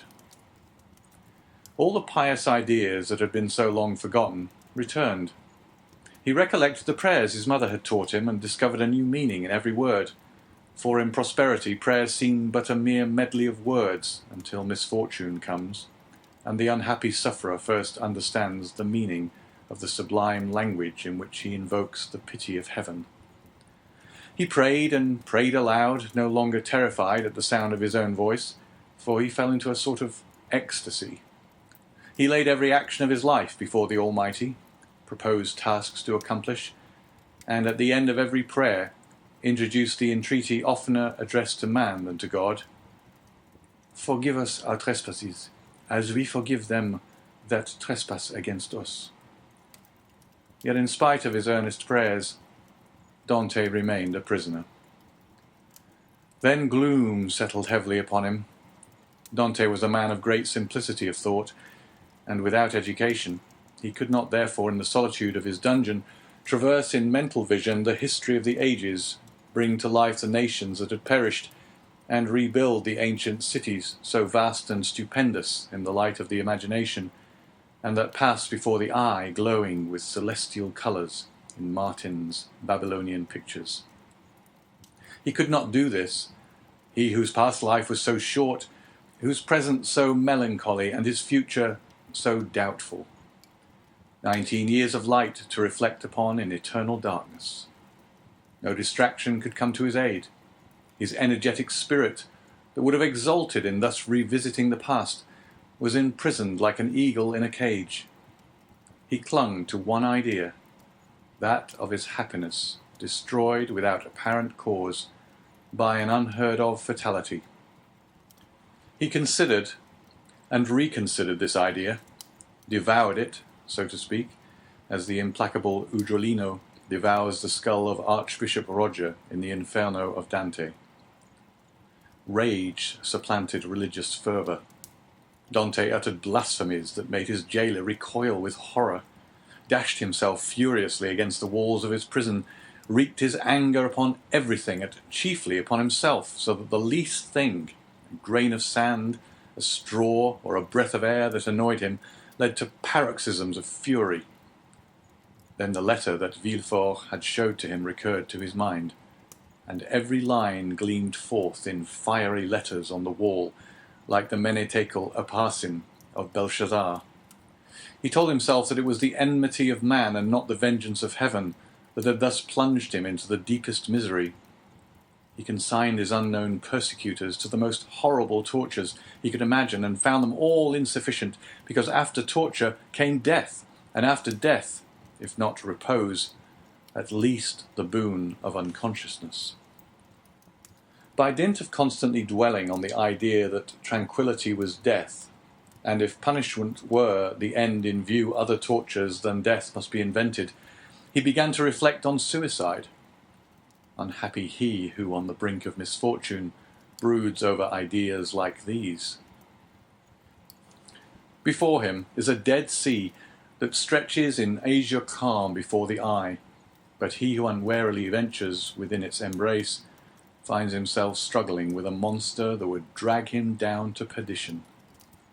Once thus ensnared, unless the protecting hand of God snatch him thence, all is over, and his struggles but tend to hasten his destruction. This state of mental anguish is, however, less terrible than the sufferings that precede, or the punishment that possibly will follow. There is a sort of consolation at the contemplation of the yawning abyss, at the bottom of which lie darkness and obscurity. Edmond found some solace in these ideas. All his sorrows, all his sufferings, with their train of gloomy spectres, fled from his cell when the angel of death seemed about to enter. Dante reviewed his past life with composure, and, looking forward with terror to his future existence, chose that middle line that seemed to afford him a refuge. "Sometimes," said he, "in my voyage, when I was a man and commanded other men, I have seen the heavens overcast, the sea rage and foam, the storm arise, and like a monstrous bird, beating the two horizons with its wings. Then I felt that my vessel was a vain refuge, that trembled and shook before the tempest. Soon the fury of the waves and the sight of the sharp rocks announced the approach of my death. And death then terrified me, and I used all my skill and intelligence as a man and a sailor to struggle against the wrath of God. But I did so because I was happy, because I had not courted death, because to be cast upon a bed of rocks and seaweed seemed terrible, because I was unwilling that I, a creature made for the service of God, should serve for food to the gulls and ravens. But now it is different. I have lost all that bound me to life. Death smiles and invites me to repose. I die after my own manner. I die exhausted and broken-spirited as I fall asleep, when I have paced 3,000 times around my cell. No sooner had this idea taken possession of him than he became more composed, arranged his couch to the best of his power, ate little and slept less, and found existence almost supportable, because he felt that he could throw it off at pleasure like a worn-out garment. 2 methods of self-destruction were at his disposal. He could hang himself with his handkerchief to the window bars, or refuse food and die of starvation. But the first was repugnant to him. Dante had always entertained the greatest horror of pirates who were hung up to the yardarm. He would not die by what seemed an infamous death. He resolved to adopt the second, and began that day to carry out his resolve. Nearly 4 years had passed away. At the end of the second, he had ceased to mark the lapse of time. Dante said, "I wish to die," and had chosen the manner of his death, and fearful of changing his mind, he had taken an oath to die. "When my morning and evening meals are brought," thought he, "I will cast them out of the window, and they will think that I have eaten them." He kept his word. Twice a day he cast out, through the barred aperture, the provisions his jailer brought him. At first gaily, then with deliberation, and at last with regret. Nothing but the recollection of his oath gave him strength to proceed. Hunger made viands once repugnant, now acceptable. He held a plate in his hand for an hour at a time, and gazed thoughtfully at the morsel of bad meat, of tainted fish, of black and mouldy bread. It was the last yearning for life, contending with the resolution of despair. Then his dungeon seemed less sombre, his prospects less desperate. He was still young. He was only 4 or 25. He had nearly 50 years to live. What unforeseen events might not open his prison door and restore him to liberty? Then he raised to his lips the repast that, like a voluntary Tantalus, he refused himself. But he thought of his oath, and he would not break it. He persisted until at last he had not sufficient strength to rise and cast his supper out of the loophole. The next morning he could not see or hear. The jailer feared he was dangerously ill. Edmond hoped he was dying. Thus the day passed away. Edmund felt a sort of stupor creeping over him, which brought with it a feeling almost of content. The gnawing pain at his stomach had ceased. His thirst had abated. When he closed his eyes, he saw myriads of lights dancing before them like the will-o'-the-wisps that play about the marshes. It was the twilight of that mysterious country called Death. Suddenly, about 9 o'clock in the evening, Edmond heard a hollow sound in the wall against which he was lying. So many loathsome animals inhabited the prison that their noise did not in general awake him. But whether abstinence had quickened his faculties, or whether the noise was really louder than usual, Edmond raised his head and listened. It was a continual scratching, as if made by a huge claw, a powerful tooth or some iron instrument attacking the stones. Although weakened, the young man's brain instantly responded to the idea that haunts all prisoners: liberty. It seemed to him that heaven had at length taken pity on him, and had sent this noise to warn him on the very brink of the abyss. Perhaps one of those beloved ones he had so often thought of was thinking of him and striving to diminish the distance that separated them. No, doubtless he was deceived, and it was but one of those dreams that forerun death. Edmond still heard the sound. It lasted nearly 3 hours. He then heard a noise of something falling, and all was silent.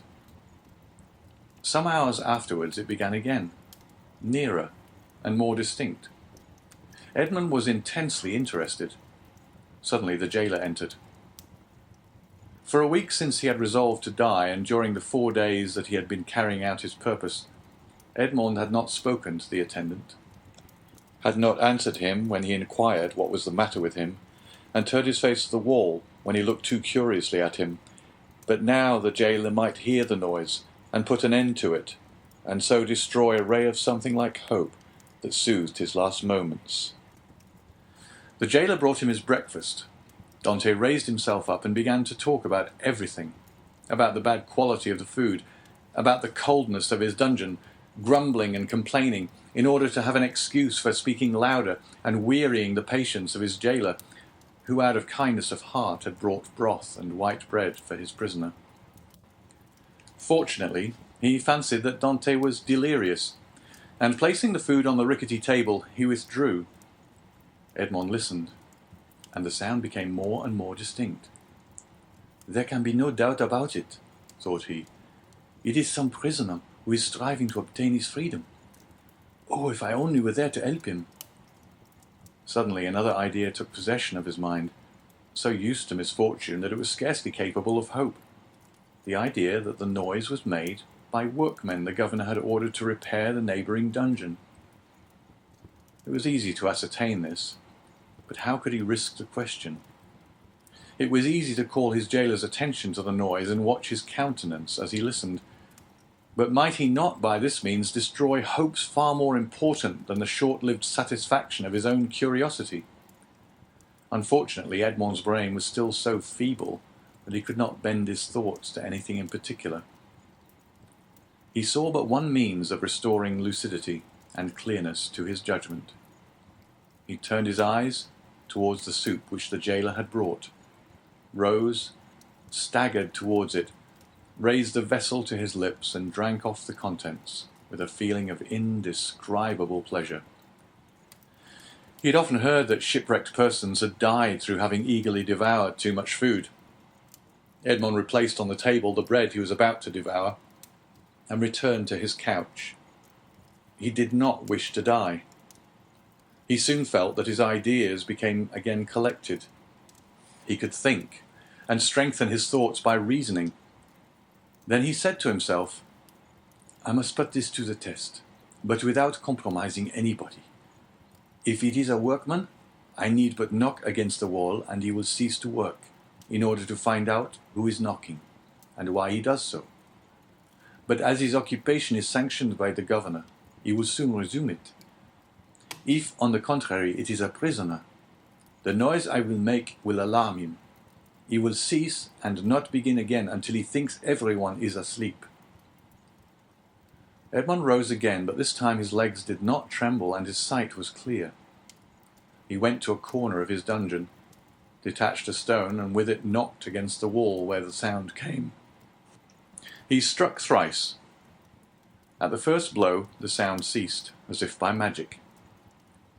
Edmond listened intently. An hour passed, 2 hours passed, and no sound was heard from the wall. All was silent there. Full of hope, Edmond swallowed a few mouthfuls of bread and water, and thanks to the vigour of his constitution, found himself well nigh recovered.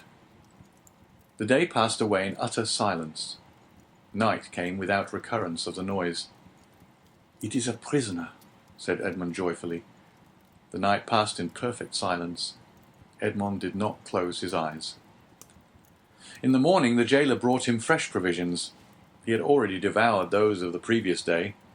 He ate these, listening anxiously for the sound, walking round and round his cell, shaking the iron bars of the loophole, restoring vigour and agility to his limbs by exercise, and so preparing himself for his future destiny. At intervals he listened to learn if the noise had not begun again, and grew impatient at the prudence of the prisoner, who did not guess he had been disturbed by a captive as anxious for liberty as himself. 3 days passed, 72 long, tedious hours, which he counted off by minutes. At length, one evening, as the jailer was visiting him for the last time that night, Dante, with his ear for the 100th time at the wall, fancied he heard an almost imperceptible movement among the stones. He moved away, walked up and down his cell to collect his thoughts, and then went back and listened. The matter was no longer doubtful. Something was at work on the other side of the wall. The prisoner had discovered the danger, and had substituted a lever for a chisel. Encouraged by this discovery, Edmond determined to assist the indefatigable labourer. He began by moving his bed and looking around for anything with which he could pierce the wall, penetrate the moist cement, and displace a stone. He saw nothing. He had no knife or sharp instrument. The window grating was of iron, but he had too often assured himself of its solidity. All his furniture consisted of a bed, a chair, a table, a pail, and a jug. The bed had iron clamps, but they were screwed to the wood, and it would have required a screwdriver to take them off. The table and chair had nothing. The pail had once possessed a handle, but that had been removed. Dante had but one resource, which was to break the jug and with one of the sharp fragments attack the wall. He let the jug fall on the floor and it broke in pieces. Dante concealed 2 or 3 of the sharpest fragments in his bed, leaving the rest on the floor. The breaking of his jug was too natural an accident to excite suspicion. Edmond had all the night to work in, but in the darkness he could not do much, and he soon felt that he was working against something very hard. He pushed back his bed and waited for day. All night he heard the subterranean workman, who continued to mine his way. Day came, the jailer entered. Dante told him that the jug had fallen from his hands while he was drinking, and the jailer went grumblingly to fetch another one, without giving himself the trouble to remove the fragments of the broken one. He returned speedily, advised the prisoner to be more careful, and departed. Dante heard joyfully the key grate in the lock. He listened until the sound of steps died away, and then, hastily displacing his bed, saw by the faint light that penetrated into his cell that he had laboured uselessly the previous evening in attacking the stone instead of removing the plaster that surrounded it. The damp had rendered it friable, and Dante was able to break it off in small morsels, it is true, but at the end of a half an hour he had scraped off a handful. A mathematician might have calculated that in 2 years, supposing that the rock was not encountered, a passage 20 feet long and 2 feet broad might be formed. The prisoner reproached himself with not having thus employed the hours he had passed in vain hopes, prayer, and despondency. During the 6 years that he had been imprisoned, what might he not have accomplished? In 3 days he had succeeded with the utmost precaution in removing the cement and exposing the stonework. The wall was built of rough stones, among which, to give strength to the structure, blocks of hewn stone were at intervals embedded. It was one of these he had uncovered, and which he must remove from its socket. Dante strove to do this with his nails, but they were too weak. The fragments of the jug broke, and after an hour of useless toil, he paused. Was he to be thus stopped at the beginning, and was he to wait inactive until his fellow workman had completed his task? Suddenly, an idea occurred to him. He smiled, and the perspiration dried on his forehead. The jailer always brought Dante's soup in an iron saucepan. This saucepan contained soup for both prisoners, for Dante had noticed that it was either quite full or half empty, according as the turnkey gave it to him or to his companion first. The handle of this saucepan was of iron. Dante would have given 10 years of his life in exchange for it. The jailer was accustomed to pour the contents of the saucepan into Dante's plate, and Dante, after eating his soup with a wooden spoon, washed the plate which thus served for every day. Now when evening came, Dante put his plate on the ground near the door. The jailer, as he entered, stepped on it and broke it. This time he could not blame Dante. He was wrong to leave it there, but the jailer was wrong not to have looked before him. The jailer therefore only grumbled when he looked about for something to pour the soup into.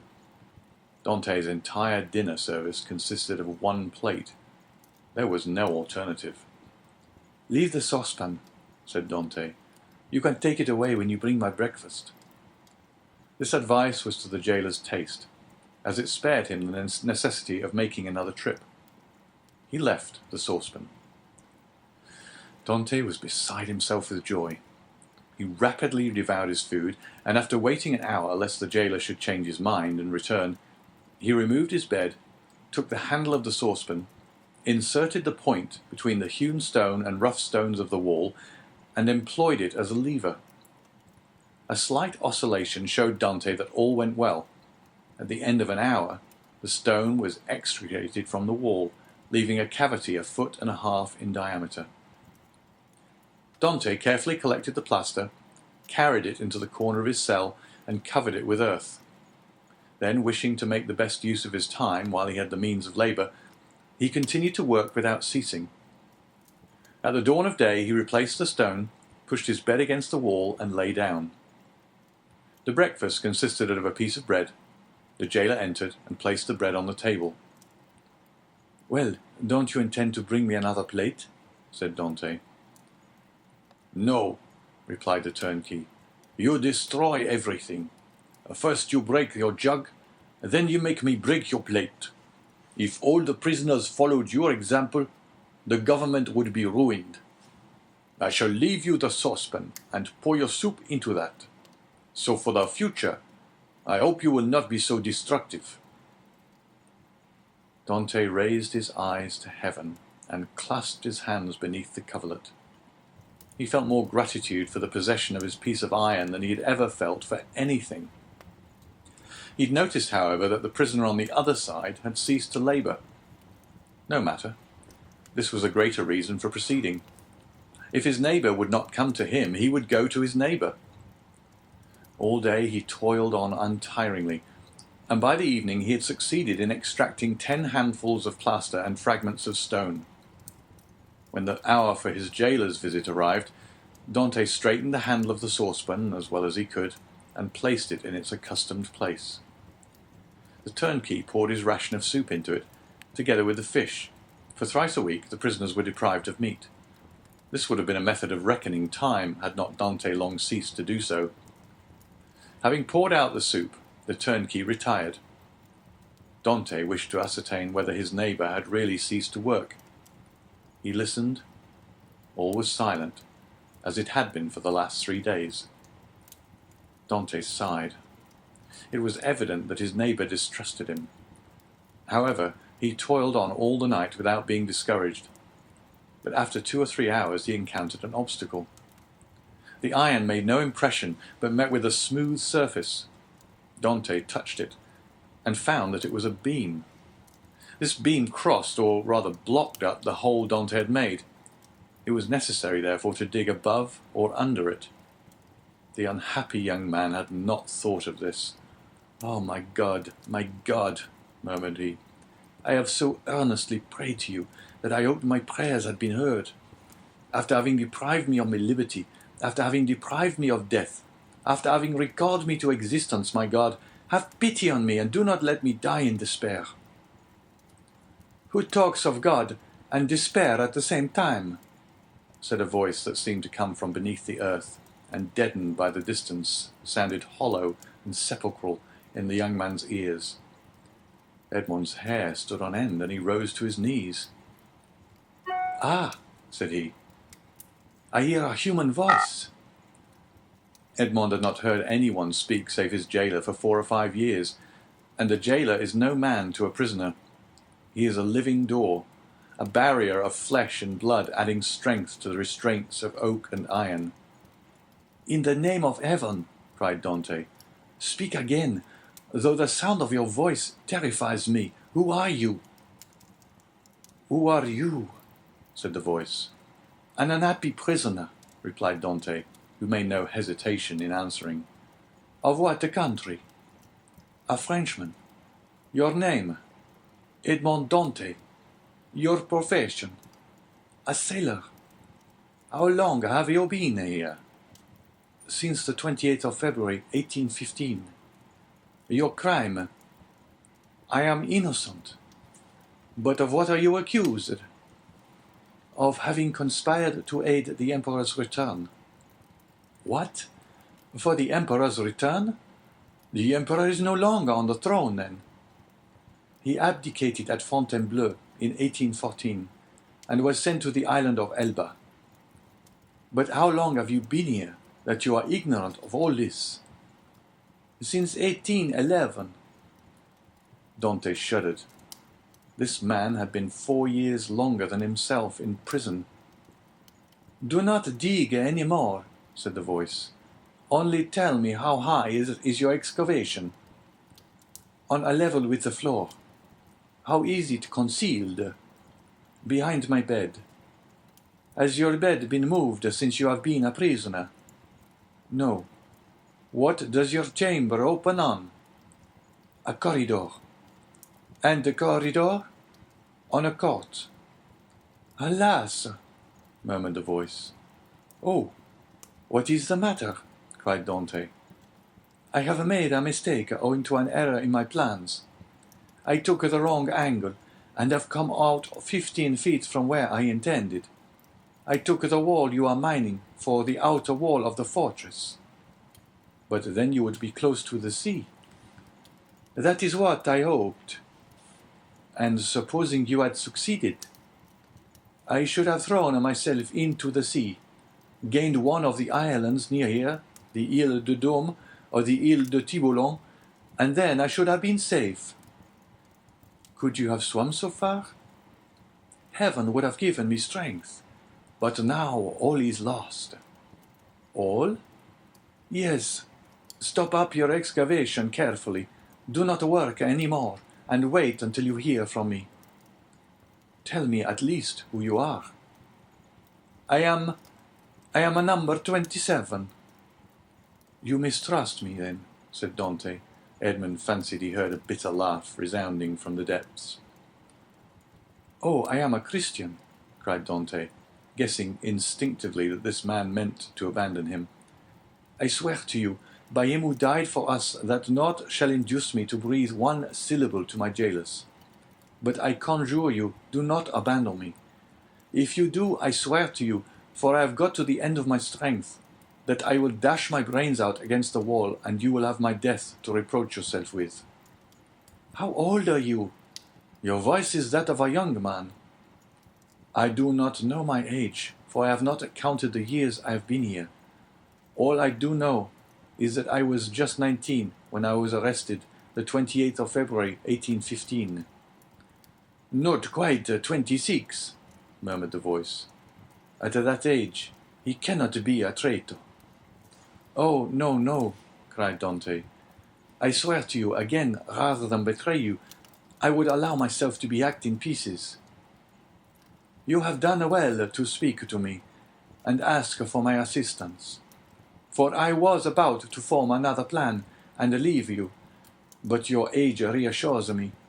I will not forget you. Wait. How long? I must calculate our chances. I will give you the signal. But you will not leave me. You will come to me, or you will let me come to you. We will escape, and if we cannot escape, we will talk. You of those whom you love, and I of those whom I love. You must love somebody.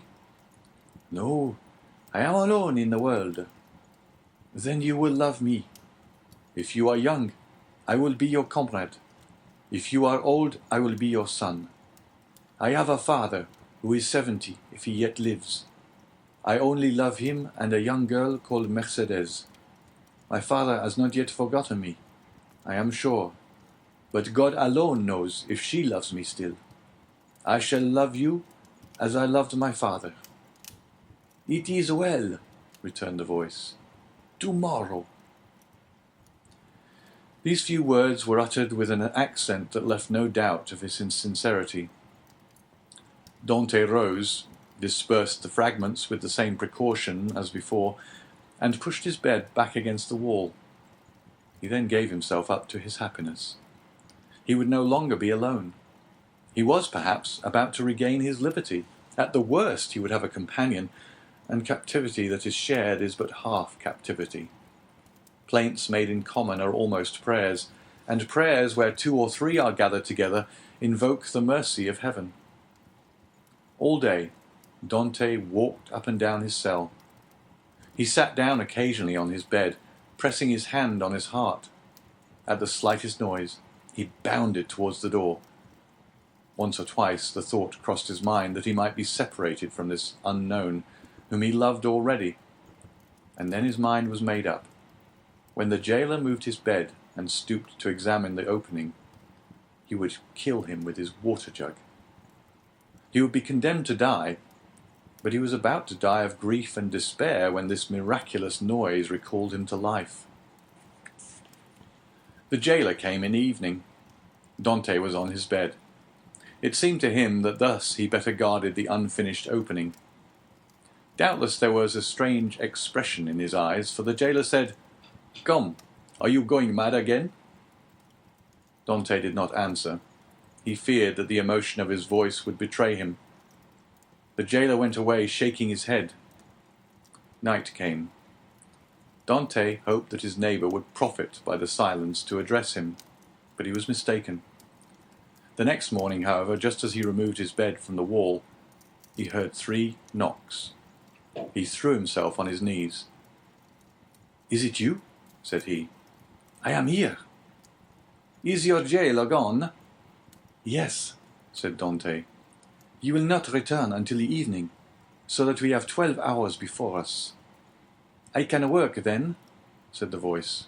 "Oh, yes, this is instant. I entreat you." In a moment, that part of the floor on which Dante was resting his hands as he knelt with his head in the opening suddenly gave way. He drew back smartly, while a mass of stones and earth disappeared in a hole that opened beneath the aperture he himself had formed. Then from the bottom of this passage, the depth of which it was impossible to measure, he saw appear first the head, then the shoulders, and lastly the body of a man, who sprang lightly into his cell. End of chapter 15.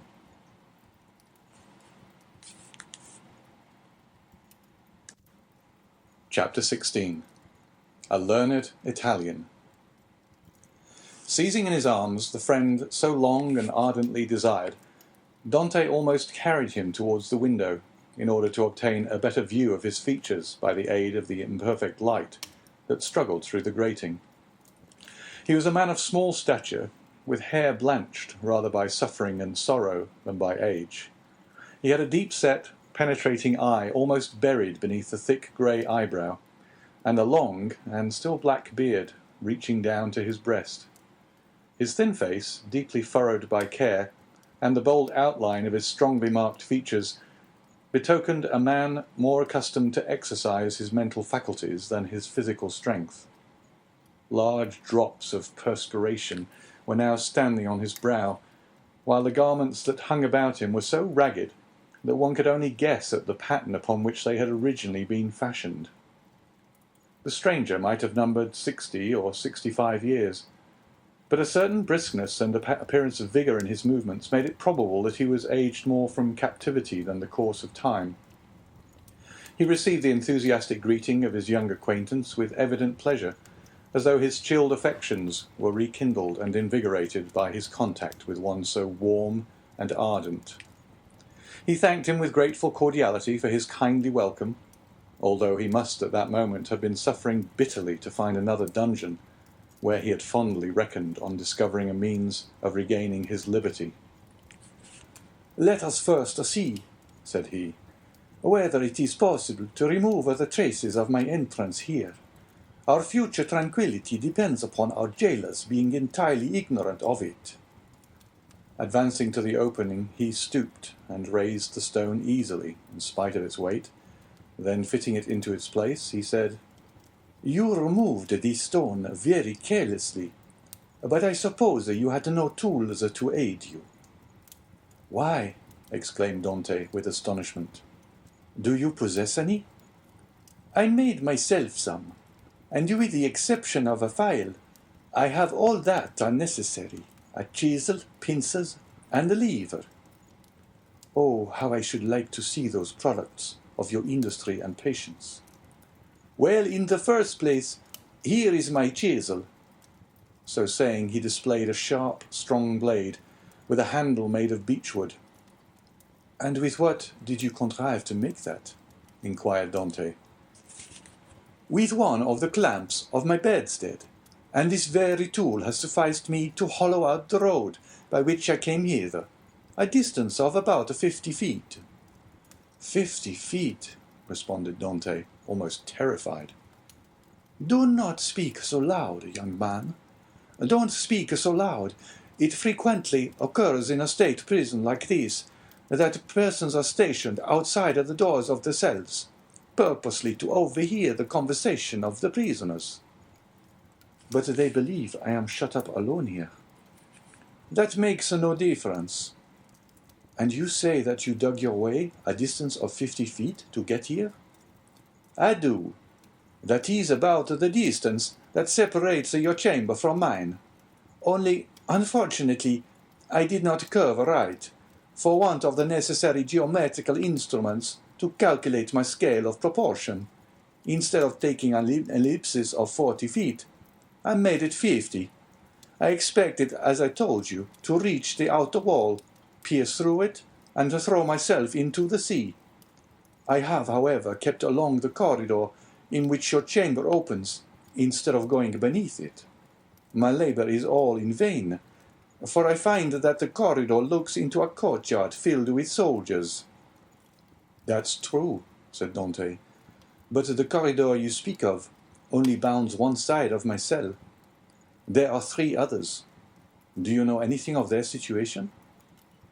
This one is built against the solid rock, and it would take 10 experienced miners, duly furnished with the requisite tools, as many years to perforate it. This adjoins the lower part of the governor's apartments, and were we to work our way through, we should only get into some lock-up cellars, where we must necessarily be recaptured. The 4th and last side of your cell faces on. Stop a minute. Now where does it face? The wall of which he spoke was the one in which was fixed the loophole by which light was admitted to the chamber. This loophole, which gradually diminished in size as it approached the outside to an opening through which a child could not have passed, was, for better security, furnished with 3 iron bars, so as to quiet all apprehensions, even in the mind of the most suspicious jailer, as to the possibility of a prisoner's escape. As the stranger asked the question, he dragged a table beneath the window. "Climb up," said he to Dante. The young man obeyed, mounted on the table, and divining the wishes of his companion, placed his back securely against the wall and held out both hands. The stranger, whom as yet Dante knew only by the number of his cell, sprang up with an agility by no means to be expected in a person of his years, and light and steady on his feet as a cat or a lizard, climbed from the table to the outstretched hands of Dante, and from them to his shoulders.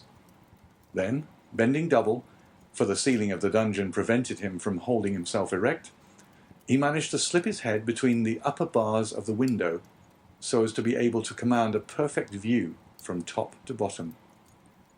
An instant afterwards he hastily drew back his head, saying, "I thought so," and sliding from the shoulders of Dante, as dexterously as he had descended, he nimbly leapt from the table to the ground. "What was it that you thought?" asked the young man anxiously, in his turn descending from the table. The elder prisoner pondered the matter. "Yes," said he at length, "it is so. This side of your chamber looks out upon a kind of open gallery, where patrols are continually passing, and sentries keep watch day and night." "Are you quite sure of that?" "Certain. I saw the soldier's shape, and the top of his musket. That made me draw in my head so quickly, for I was fearful he might also see me." "Well?" inquired Dante. "You perceive, then, the utter impossibility of escaping through your dungeon." "Then," pursued the young man eagerly. "Then," answered the elder prisoner, "the will of God be done."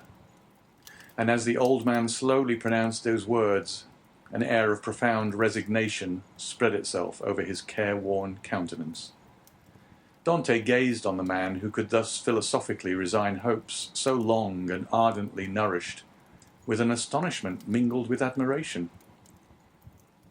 "Tell me, I entreat you, who and what you are," said he at length.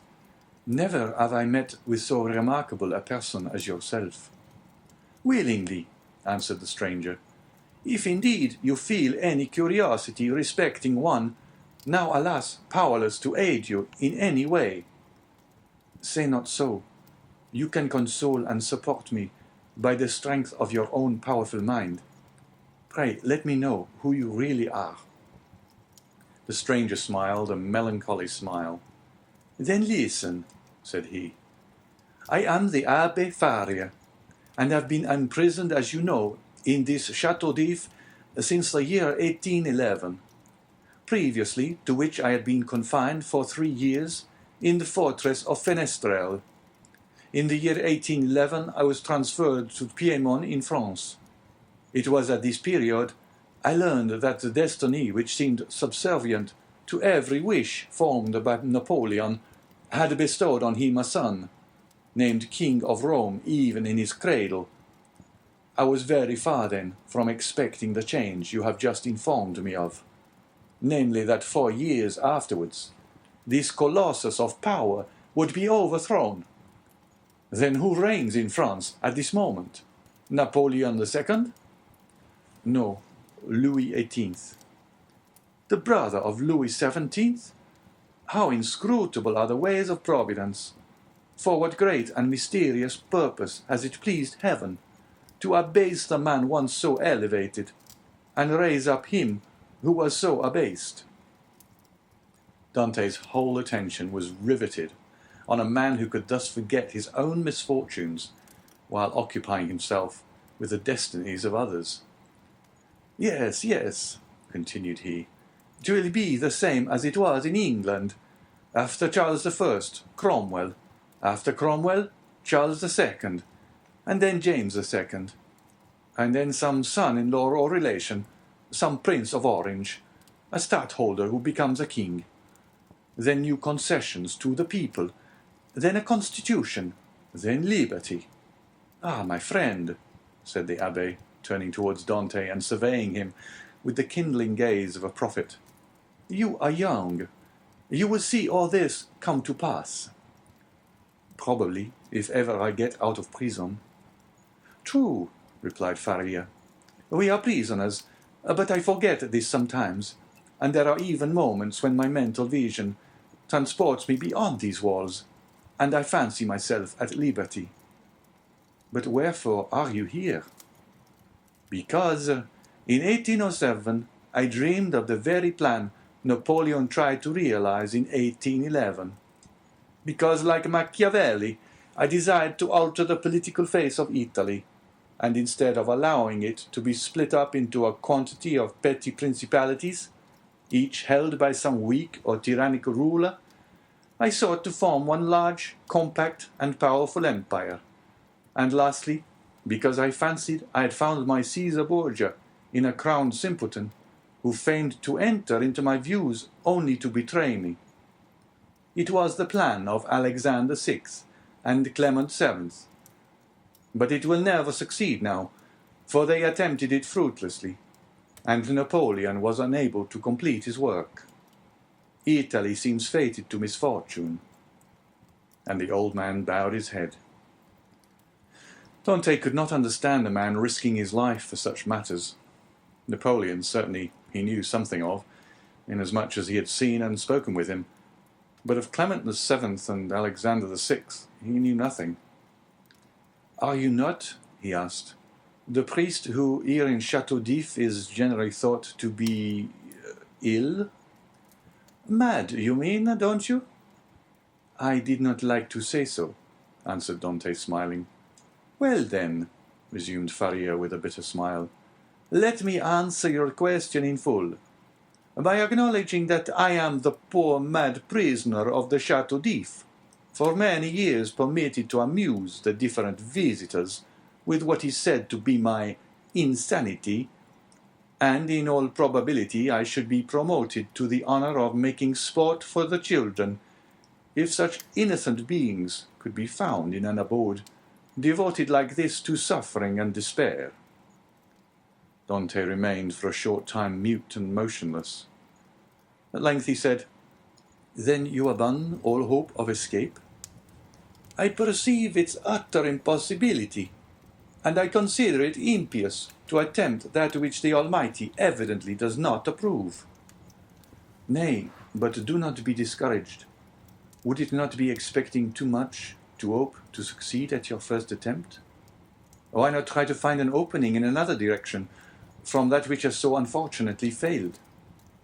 Alas, it shows how little notion you can have of all it has cost me to effect a purpose so unexpectedly frustrated that you talk of beginning over again. In the first place, I was 4 years making the tools I possess, and have been 2 years scraping and digging out earth hard as granite itself. Then what toil and fatigue has it not been to remove huge stones I should once have deemed impossible to loosen? Whole days have I passed in these titanic efforts, considering my labor well repaid, if by night time I had contrived to carry away a square inch of this hard-bound cement, changed by ages into a substance unyielding as the stones themselves. Then, to conceal the mass of earth and rubbish I dug up, I was compelled to break through a staircase and throw the fruits of my labor into the hollow part of it. But the well is now so completely choked up that I scarcely think it would be possible to add another handful of dust without leading to discovery. Consider also that I fully believed I had accomplished the end aim of my undertaking, for which I had so exactly husbanded my strength as to make it just hold out to the termination of my enterprise. And now, at the moment when I reckoned upon success, my hopes are forever dashed from me. No, I repeat again that nothing will induce me to renew attempts evidently at variance with the Almighty's pleasure. Dante held down his head, that the other might not see how joy at the thought of having a companion outweighed the sympathy he felt for the failure of the abbé's plans. The abbé sank upon Edmond's bed, while Edmond himself remained standing. Escape had never once occurred to him. There are indeed some things which appear so impossible that the mind does not dwell on them for an instant. To undermine the ground for 50 feet, to devote 3 years to a labour which, if successful, would conduct you to a precipice overhanging the sea, to plunge into the waves from the height of 50, 60, perhaps 100 feet, at the risk of being dashed to pieces against the rocks, should you have been fortunate enough to have escaped the fire of the sentinels, and even supposing all these perils past, then to have to swim for your life a distance of at least 3 miles ere you could reach the shore, were difficulties so startling and formidable that Dante had never even dreamed of such a scheme, resigning himself rather to death. But the sight of an old man clinging to life with so desperate a courage gave a fresh turn to his ideas and inspired him with new courage. Another, older and less strong than he, had attempted what he had not had sufficient resolution to undertake, and had failed only because of an error in calculation. This same person, with almost incredible patience and perseverance, had contrived to provide himself with tools requisite for so unparalleled an attempt. Another had done all this. Why, then, was it impossible to Dante? Faria had dug his way through 50 feet. Dante would dig 100. Faria, at the age of 50, had devoted 3 years to the task. He, who was but half as old, would sacrifice 6. Faria, a priest and savant, had not shrunk from the idea of risking his life by trying to swim a distance of 3 miles to one of the islands, Dôme, Ratonneau, or Lumière. Should a hardy sailor, an experienced diver like himself, shrink from a similar task? Should he, who had so often, for mere amusement's sake, plunged to the bottom of the sea to fetch up the bright coral branch, hesitate to entertain the same project? He could do it in an hour. And how many times had he, for pure pastime, continued in the water for more than twice as long? At once, Dante resolved to follow the brave example of his energetic companion, and to remember that what has once been done may be done again. After continuing some time in profound meditation, the young man suddenly exclaimed, "I have found what you are in search of." Faria started. "Have you indeed?" cried he, raising his head with quick anxiety. Pray, let me know what it is you have discovered. The corridor through which you have bored your way from the cell you occupy here extends in the same direction as the outer gallery, does it not? It does. And is not above 15 feet from it. About that. Well then, I will tell you what we must do. We must pierce through the corridor by forming a side opening about the middle, as it were the top part of a cross. This time you will lay your plans more accurately. We shall get out into the gallery you have described, kill the sentinel who guards it, and make our escape.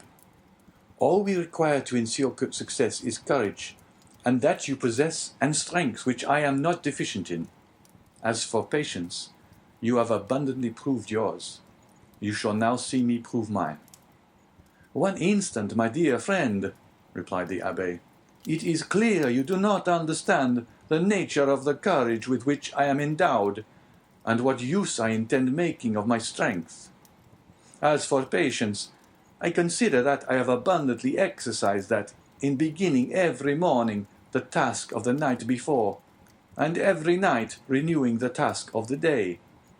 But then, a young man, and I pray of you to give me your full attention, then I thought I could not be doing anything displeasing to the Almighty in trying to set an innocent being at liberty, one who had committed no offence, and merited not condemnation. And have your notions changed? Asked Dante with much surprise.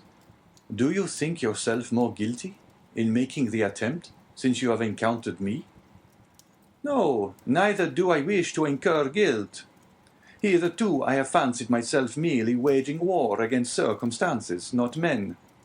I have thought it no sin to bore through a wall or destroy a staircase, but I cannot so easily persuade myself to pierce a heart or take away a life.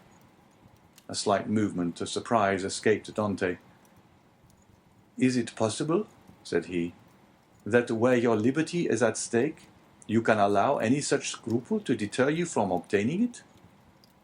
Tell me, replied Faria, what has hindered you from knocking down your jailer with a piece of wood torn from your bedstead, dressing yourself in his clothes, and endeavouring to escape? Simply the fact that the idea never occurred to me, answered Dante.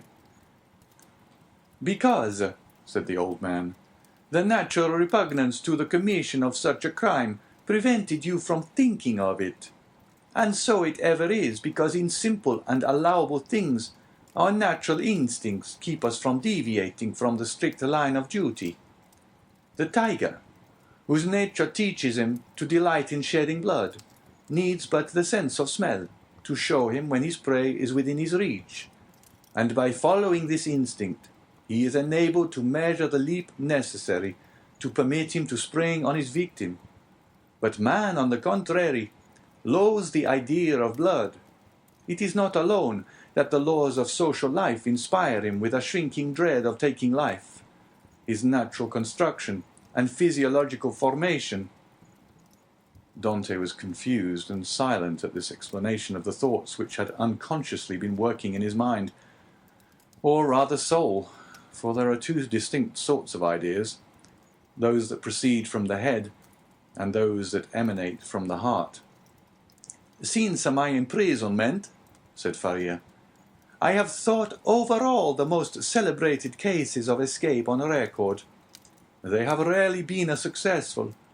Those that have been crowned with full success have been long meditated upon and carefully arranged, such, for instance, as the escape of the Duc de Beaufort from the Château de Vincennes, that of the Abbé de Beaucois from Fort-l'Évêque, of Latude from the Bastille. Then there are those for which chance sometimes affords the opportunity, and those are the best of all. Let us therefore wait patiently for some favourable moment, and when it presents itself, profit by it. Ah, said Dante, you might well endure the tedious delay. You were constantly employed in the task you set yourself, and when weary with toil, you had your hopes to refresh and encourage you. I assure you, replied the old man. "I did not turn to that source for recreation or support." "What did you do then?" "I wrote or studied." "Were you then permitted the use of pens, ink, and paper?" "Oh, no," answered the abbé. "I had none but what I made for myself." "You made paper, pens, and ink?" "Yes." Dante gazed with admiration, but he had some difficulty in believing. Faria saw this. "When you pay me a visit in my cell, my young friend," said he, "I will show you an entire work, the fruits of the thoughts and reflections of my whole life, many of them meditated over in the shades of the Colosseum at Rome, at the foot of St. Mark's Column at Venice, and on the borders of the Arno at Florence, little imagining at the time that they would be arranged in order within the walls of the Château d'If. The work I speak of is called A Treatise on the Possibility of a General Monarchy in Italy, and will make one large quarto volume." "And on what have you written all this?" "On 2 of my shirts. I invented a preparation that makes linen as smooth and as easy to write on as parchment." "You are then a chemist?" "Somewhat. I know Lavoisier, and was the intimate friend of Cabanis." "But for such a work you must have needed books. Had you any?" "I had nearly 5,000 volumes in my library at Rome, but after reading them over many times, I found out that with 150 well-chosen books, a man possesses, if not a complete summary of all human knowledge, at least all that a man need really know. I devoted 3 years of my life to reading and studying these 150 volumes, till I knew them nearly by heart, so that since I have been in prison, a very slight effort of memory has enabled me to recall their contents as readily as though the pages were open before me. I could recite you the whole of Thucydides, Xenophon, Plutarch, Titus, Livius, Tacitus, Strada, Jonandes, Dante, Montaigne, Shakespeare, Spinoza, Machiavelli, and Bossuet. I name only the most important." "You are doubtless acquainted with a variety of languages, so as to have been able to read all these." "Yes, I speak 5 of the modern tongues, that is to say, German, French, Italian, English, and Spanish. By the aid of ancient Greek, I learned modern Greek. I don't speak it so well as I could wish, but I am still trying to improve myself." "Improve yourself," repeated Dante. "Why, how can you manage to do so?" "Why, I made a vocabulary of the words I knew, turned, returned, and arranged them, so as to enable me to express my thoughts through their medium. I know nearly 1,000 words, which is all that is absolutely necessary, although I believe there are nearly 100,000 in the dictionaries. I cannot hope to be very fluent, but I certainly should have no difficulty in explaining my wants and wishes, and that would be quite as much as I should ever require." Stronger grew the wonder of Dante, who almost fancied it had to do with one gifted with supernatural powers. Still hoping to find some imperfection which might bring him down to a level with human beings, he added, "Then, if you were not furnished with pens, how did you manage to write the word you speak of?" "I made some excellent ones, which would be universally preferred to all others if once known. You are aware what huge whitings are served us on maigre days. Well, I selected the cartilages of the heads of these fishes, and you can scarcely imagine the delight with which I welcomed the arrival of each Wednesday, Friday, and Saturday, as affording me the means of increasing my stock of pens. For I will freely confess that my historical labours have been my greatest solace and relief. While retracing the past, I forgot the present, and traversing at will the path of history, I cease to remember that I am myself a prisoner." "But the ink," said Dante. "Of what did you make your ink?" "There was formerly a fireplace in my dungeon," replied Faria, but it was closed up long ere I became an occupant of this prison. Still, it must have been many years in use, for it was thickly covered with a coating of soot. This soot I dissolved in a portion of the wine brought to me every Sunday, and I assure you, a better ink cannot be desired.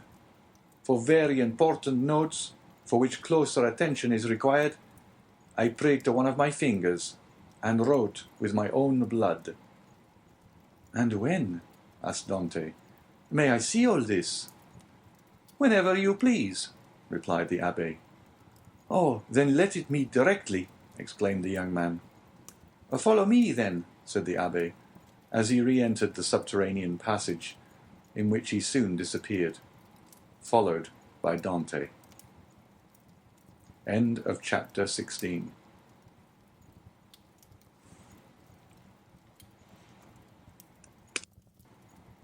Chapter 17. The Abbé's Chamber.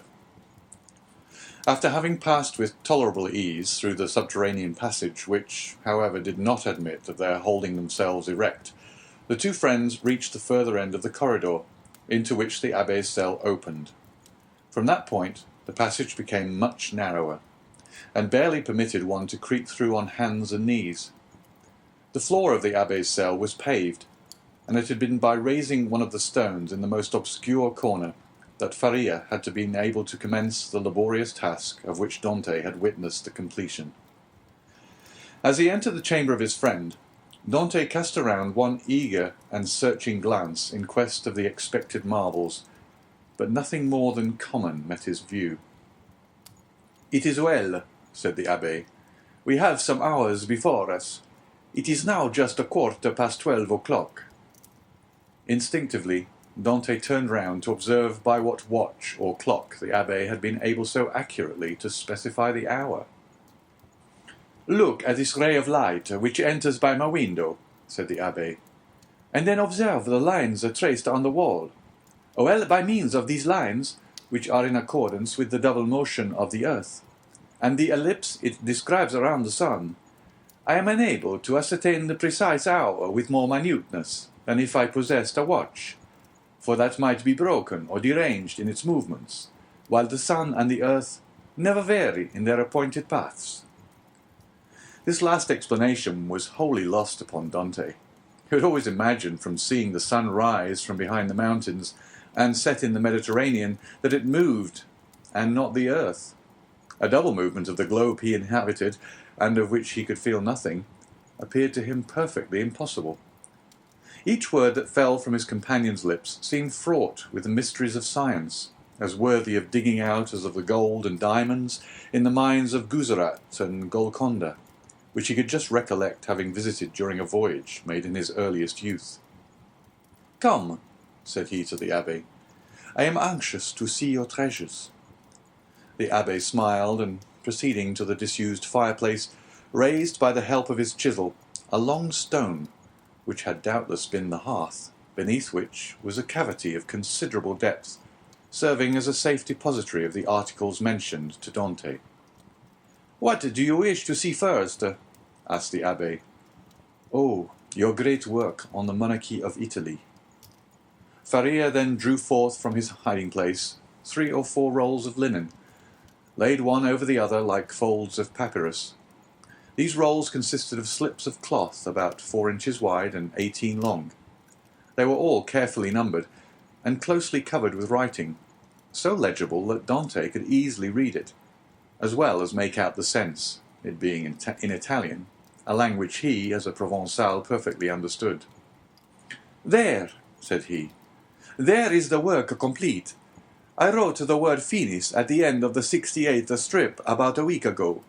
I have torn up 2 of my shirts, and as many handkerchiefs as I was master of, to complete the precious pages. Should I ever get out of prison and find in all Italy a printer courageous enough to publish what I have composed, my literary reputation is forever secured." "I see," answered Dante. "Now let me behold the curious pens with which you have written your work."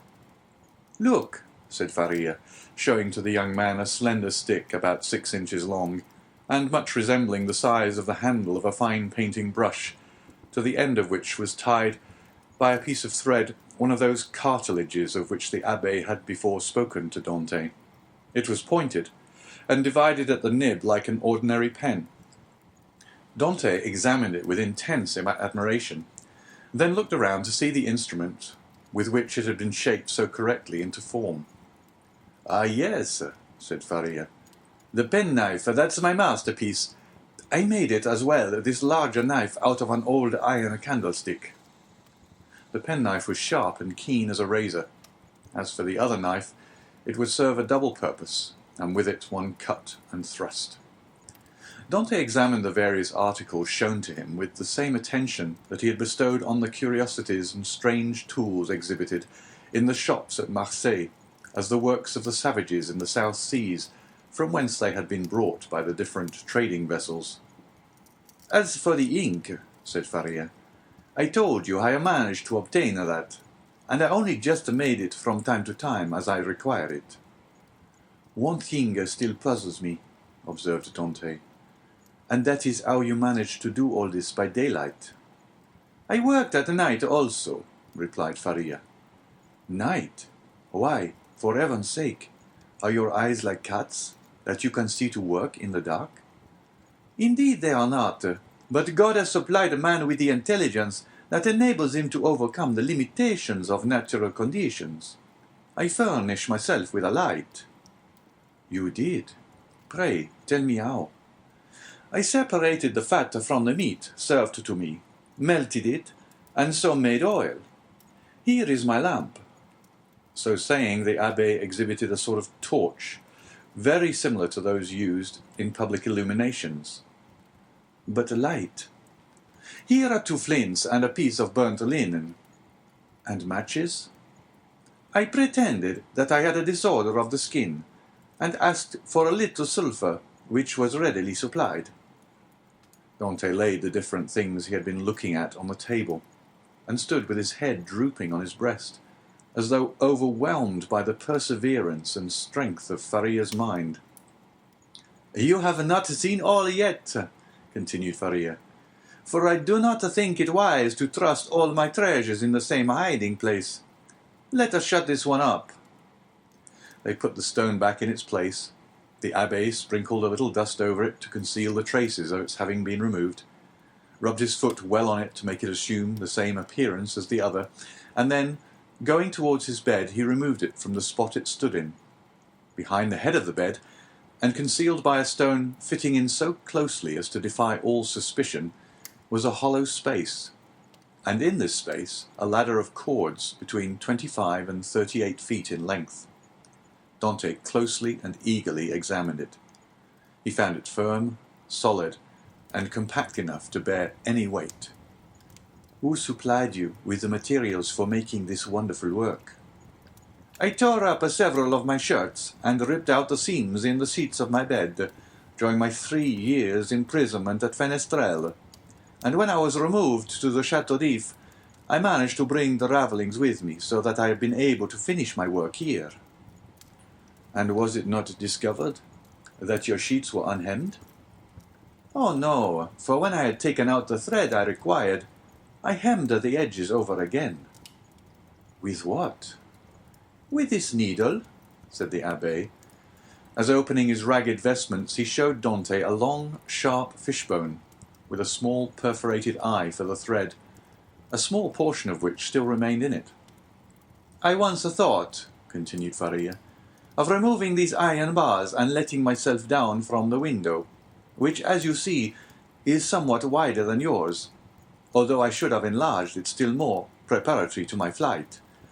However, I discovered that I should merely have dropped into a sort of inner court, and I therefore renounced the project altogether as too full of risk and danger. Nevertheless, I carefully preserved my ladder against one of those unforeseen opportunities of which I spoke just now, and which sudden chance frequently brings about."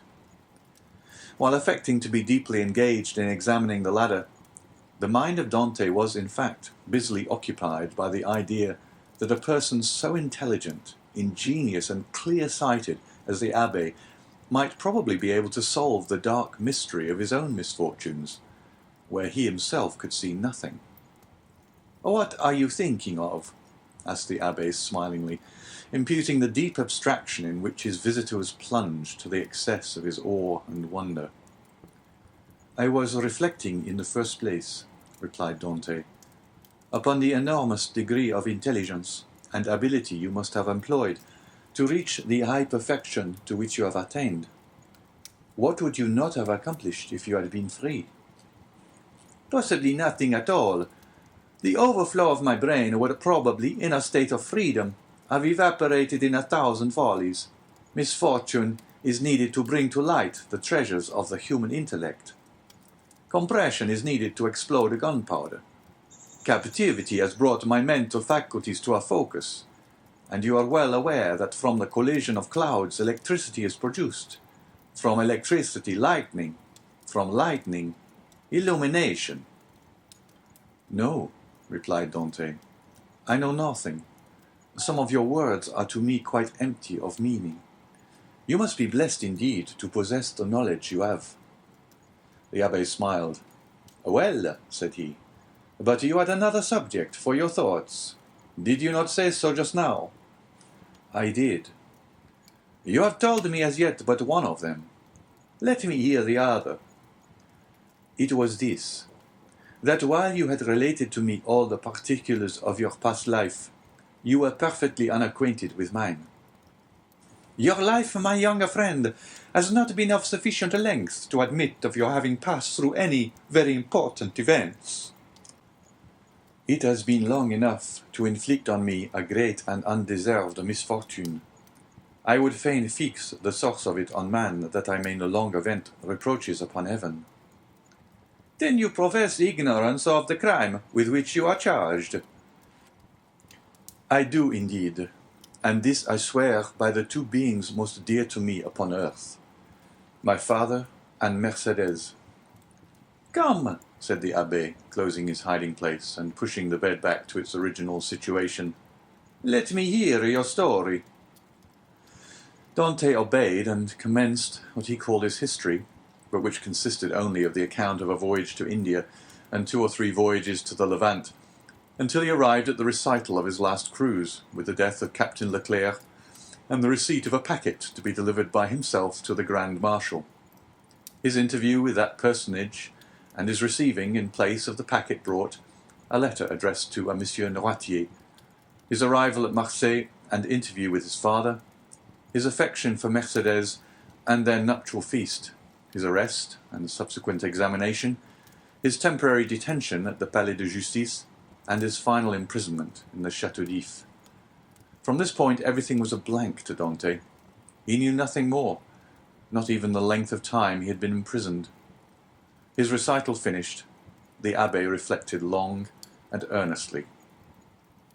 "There is," said he at the end of his meditations, "a clever maxim, which bears upon what I was saying to you some little while ago, and that is that unless wicked ideas take root in a naturally depraved mind, human nature in a right and wholesome state revolts at crime. Still, from an artificial civilization have originated wants, vices, and false tastes, which occasionally become so powerful as to stifle within us all good feelings, and ultimately to lead us into guilt and wickedness. From this view of things, then comes the axiom that if you visit to discover the author of any bad action, seek first to discover the person to whom the perpetration of that bad action could be in any way advantageous. And now to apply it in your case, to whom could your disappearance have been serviceable?" "To no one, by heaven. I was a very insignificant person." "Do not speak thus, for your reply evinces neither logic nor philosophy. Everything is relative, my dear young friend, from the king who stands in the way of his successor, to the employee who keeps his rival out of a place. Now, in the event of the king's death, his successor inherits a crown. When the employee dies, the supernumerary steps into his shoes and receives his salary of 12,000 livres. Well, these 12,000 livres are his civil list, and are as essential to him as the 12 millions of a king.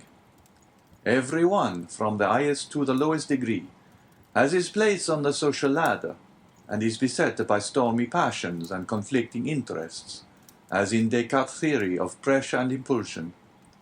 But these forces increase as we go higher, so that we have a spiral which, in defiance of reason, rests upon the apex and not on the base. Now let us return to your particular world. You say you were on the point of being made a captain of the Pharaoh. Yes. And about to become the husband of a young and lovely girl. Yes. Now, could anyone have had any interest in preventing the accomplishment of these two things? But let us first settle the question as to its being the interest of anyone to hinder you from being captain of the Pharaoh. What say you? I cannot believe such was the case. I was generally liked on board, and had the sailors possessed the right of selecting a captain themselves, I feel convinced their choice would have fallen on me. There was only one person among the crew who had any feeling of ill will towards me. I had quarrelled with him some time previously, and had even challenged him to fight me, but he refused. Now we are getting on. And what was this man's name? Danglars. What rank did he hold on board? He was supercargo. And had you been a captain, should you have retained him in his employment? Not if the choice had remained with me, for I had frequently observed inaccuracies in his accounts. Good again. Now then tell me, was any person present during your last conversation with Captain Leclerc? No, we were quite alone. Could your conversation have been overheard by anyone? It might, for the cabin door was open. And stay, now, I recollect. Danglars himself passed by just as Captain Leclerc was giving me the packet for the Grand Marshal. That's better, cried the Abbé. Now we are on the right scent. Did you take anybody with you when you put into the port of Elba? Nobody. Somebody there received your packet, and gave you a letter in place of it, I think. Yes, the Grand Marshal did. And what did you do with that letter? Put it into my portfolio. You had your portfolio with you, then? Now, how could a sailor find room in his pocket for a portfolio large enough to contain an official letter? You are right, it was left on board. Then it was not until your return to the ship that you put the letter in the portfolio? No. And what did you do with this same letter while returning from the Porto Ferraio to the vessel? I carried it in my hand. So that when you went on board the Pharaoh, everybody could see that you held a letter in your hand? Yes. Danglars as well as the rest? Danglars as well as others. Now listen to me, and try to recall every circumstance attending your arrest. Do you recollect the words in which the information against you was formulated? Oh yes, I read it over 3 times, and the words sank deeply into my memory. Repeat it to me. Dante paused a moment, then said, This is it, word for word. The king's attorney is informed by a friend to the throne and religion that one Edmond Dante, mate on board the Pharaoh, this day arrived from Smyrna, after having touched at Naples and Porto Ferraio, has been entrusted by Murat with a packet for the usurper, again by the usurper, with a letter for the Bonapartist Club in Paris. This proof of his guilt may be procured by his immediate arrest, as the letter will be found either about his person, at his father's residence, or in his cabin on board the Pharaoh. The Abbé shrugged his shoulders. The thing is clear as day, said he, and you must have had a very confiding nature, as well as a good heart, not to have suspected the origin of the whole affair. Do you really think so? That would indeed be infamous. How did Danglars usually write? In a handsome running hand. And how was the anonymous letter written? backhanded. Again the abbé smiled. Disguised? It was very boldly written, if disguised. Stop a bit, said the abbé, taking out what he called his pen, and after dipping it into the ink, he wrote on a piece of prepared linen with his left hand the first 2 or 3 words of the accusation. Dante drew back and gazed on the abbé with sensation almost amounting to terror. How very astonishing, cried he at length. Why, your writing exactly resembles that of the accusation. Simply because that accusation had been written with the left hand. And I have noticed that... What? That while the writing of different persons done with the right hand varies, that performed with the left hand is invariably uniform. You have evidently seen and observed everything. Let us proceed. Oh, yes, yes. Now, as regards the second question. I am listening. Was there any person whose interest it was to prevent your marriage with Mercedes? Yes, a young man who loved her. And his name was? Fernand. This is a Spanish name, I think. He was a Catalan. You imagine him capable of writing the letter? Oh, no. He would more likely have got rid of me by sticking a knife into me. That is in a strict accordance with the Spanish character. An assassination they will unhesitatingly commit, but an act of cowardice, never. Besides, said Dante, the various circumstances mentioned in the letter were wholly unknown to him. You had never spoken of them yourself to anyone? To no one. Not even to your mistress?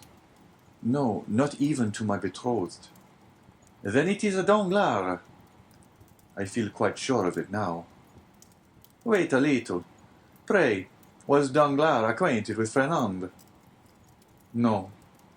Yes, he was. Now I recollect. What? To have seen them both sitting at table together under an arbor at Père Pamphil's the evening before the day fixed for my wedding. They were in earnest conversation. Danglars was joking in a friendly way, but Fernand looked pale and agitated. Were they alone? There was a third person with them, whom I knew perfectly well, and who had in all probability made their acquaintance. He was a tailor named Caderousse, but he was very drunk. Stay, how strange, that it should not have occurred to me before. Now I remember quite well that on the table round which they were sitting were pens, ink, and paper. Oh, the heartless, treacherous scoundrels! Exclaimed Dante, pressing his hand to his throbbing brows. Is there anything else I can assist you in discovering, besides the villainy of your friends? Inquired the abbé with a laugh. Yes, replied Dante eagerly. I would beg of you, who see so completely to the depths of things, and to whom the greatest mystery seems but an easy riddle, to explain to me how it was that I underwent no second examination, was never brought to trial, and above all, was condemned without ever having had sentence passed on me. That is altogether a different and more serious matter, responded the abbé. The ways of justice are frequently too dark and mysterious to be easily penetrated. All we have hitherto done in the matter has been child's play. If you wish me to enter upon the more difficult part of the business, you must assist me by the most minute information on every point. Pray ask me whatever question you please, for in good truth you see more clearly into my life than I do myself. In the first place, then who examined you? The king's attorney, his deputy, or a magistrate? The deputy. Was he young or old? About 6 or 27 years of age, I should say. So, answered the abbé, old enough to be ambitious, but too young to be corrupt. And how did he treat you? With more of mildness than severity. Did you tell him your whole story? I did. And did his conduct change at all in the course of your examination? he did appear much disturbed when he read the letter that had brought me into this scrape. He seemed quite overcome by my misfortune." "By your misfortune?" "Yes." "Then you feel quite sure that it was the misfortune he deplored?" "He gave me one great proof of his sympathy, at any rate." "And that?" "He burnt the sole evidence that could at all have criminated me." "What, the accusation?" "No, the letter." "Are you sure?" "I saw it done." "That alters the case. This man might after all be a great scoundrel than you have thought possible." "Upon my word," said Dante, "you make me shudder. Is the world filled with tigers and crocodiles?" "Yes, and remember that two-legged tigers and crocodiles are more dangerous than the others." "Never mind. Let us go on." "With all my heart. You tell me he burned the letter." "He did, saying at the same time, 'You see, I thus destroy the only proof existing against you.'" "This action is somewhat too sublime to be natural." "You think so?" "I am sure of it. To whom was this letter addressed?" "To Monsieur Noirtier, numero 13, Coqueron, Paris." "Now can you conceive of any interest that your heroic deputy could possibly have had in the destruction of that letter?" "Why, it is not altogether impossible. He might have had, for he made me promise several times never to speak of that letter to anyone, assuring me he so advised me for my own interest. And more than this, he insisted on my taking a solemn oath never to utter the name mentioned in the address." "Noirtier," repeated the abbé. "Noirtier. I knew a person of that name at the court of the Queen of Etruria, a Noirtier, who had been a Girondin during the Revolution. What was your deputy called?" "De Villefort." The abbé burst into a fit of laughter, while Dante gazed on him in utter astonishment. "What ails you?" said he at length. "Do you see that ray of sunlight?" "I do." "Well, the whole thing is more clear to me than that sunbeam is to you. Poor fellow, poor young man! And you tell me this magistrate expressed great sympathy and commiseration for you?" "He did." "And the worthy man destroyed your compromising letter?" "Yes." "And then made you swear never to utter the name of Noirtier?" "Yes." "Why, you poor short-sighted simpleton, can you not guess who this Noirtier was, whose very name he was so careful to keep concealed? Noirtier was his father!" Had a thunderbolt fallen at the feet of Dante, or hell opened its yawning gulf before him, he could not have been more completely transfixed with horror than he was at the sound of these unexpected words. Starting up, he clasped his hands around his head as though to prevent his very brain from bursting, and exclaimed, "His father? His father?" "Yes, his father," replied the abbé. "His right name was Noirtier de Villefort." At this instant a bright light shot through the mind of Dante, and cleared up all that had been dark and obscure before. The change that had come over Villefort during the examination, the destruction of the letter, the exacted promise, the almost supplicating tones of the magistrate, who seemed rather to implore mercy than to pronounce punishment, all returned with a stunning force to his memory. He cried out and staggered against the wall like a drunken man. Then he hurried to the opening that led from the abbé's cell to his own, and said, "I must be alone to think over all this." When he regained his dungeon, he threw himself on his bed, where the turnkey found him in the evening visit, sitting with fixed gaze and contracted features, dumb and motionless as a statue. During these hours of profound meditation, which to him had seemed only minutes, he had formed a fearful resolution, and bound himself to its fulfilment by a solemn oath. Dante was at length roused from his reverie by the voice of Faria, who, having also been visited by his jailer, had come to invite his fellow sufferer to share his supper. The reputation of being out of his mind, though harmlessly and even amusingly so, had procured for the abbé unusual privileges. He was supplied with bread of a finer, whiter quality than the usual prison fare, and even regaled each Sunday with a small quantity of wine. Now this was a Sunday, and the abbé had come to ask his young companion to share the luxuries with him. Dante followed. His features were no longer contracted, and now wore their usual expression. But there was that in his whole appearance that bespoke one who had come to a fixed and desperate resolve. Faria bent on him his penetrating eye. "I regret now," said he, "having helped you in your late inquiries, or having given you the information I did." "Why so?" inquired Dante. "Because it has instilled a new passion in your heart, that of vengeance." Dante smiled. "Let us talk of something else," said he. Again the abbé looked at him, then mournfully shook his head, but in accordance with Dante's request, he began to speak of other matters.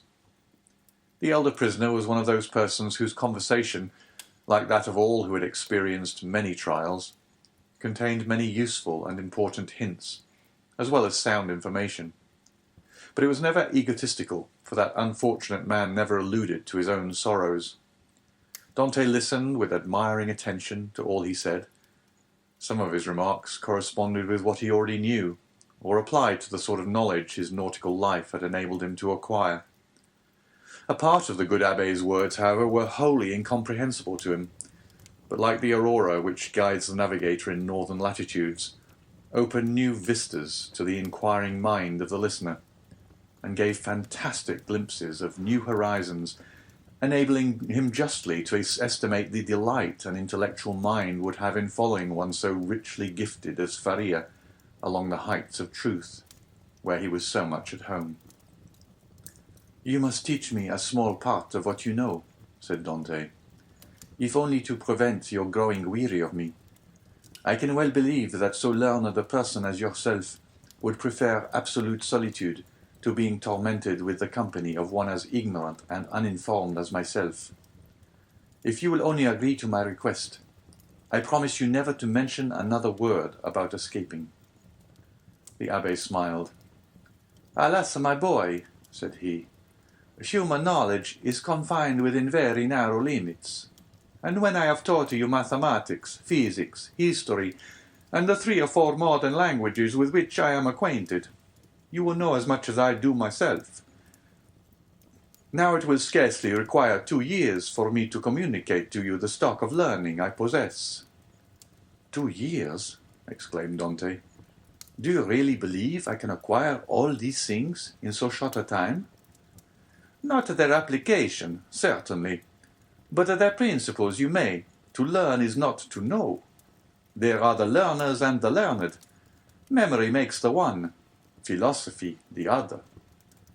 "But cannot one learn philosophy?" "Philosophy cannot be taught. It is the application of the sciences to truth.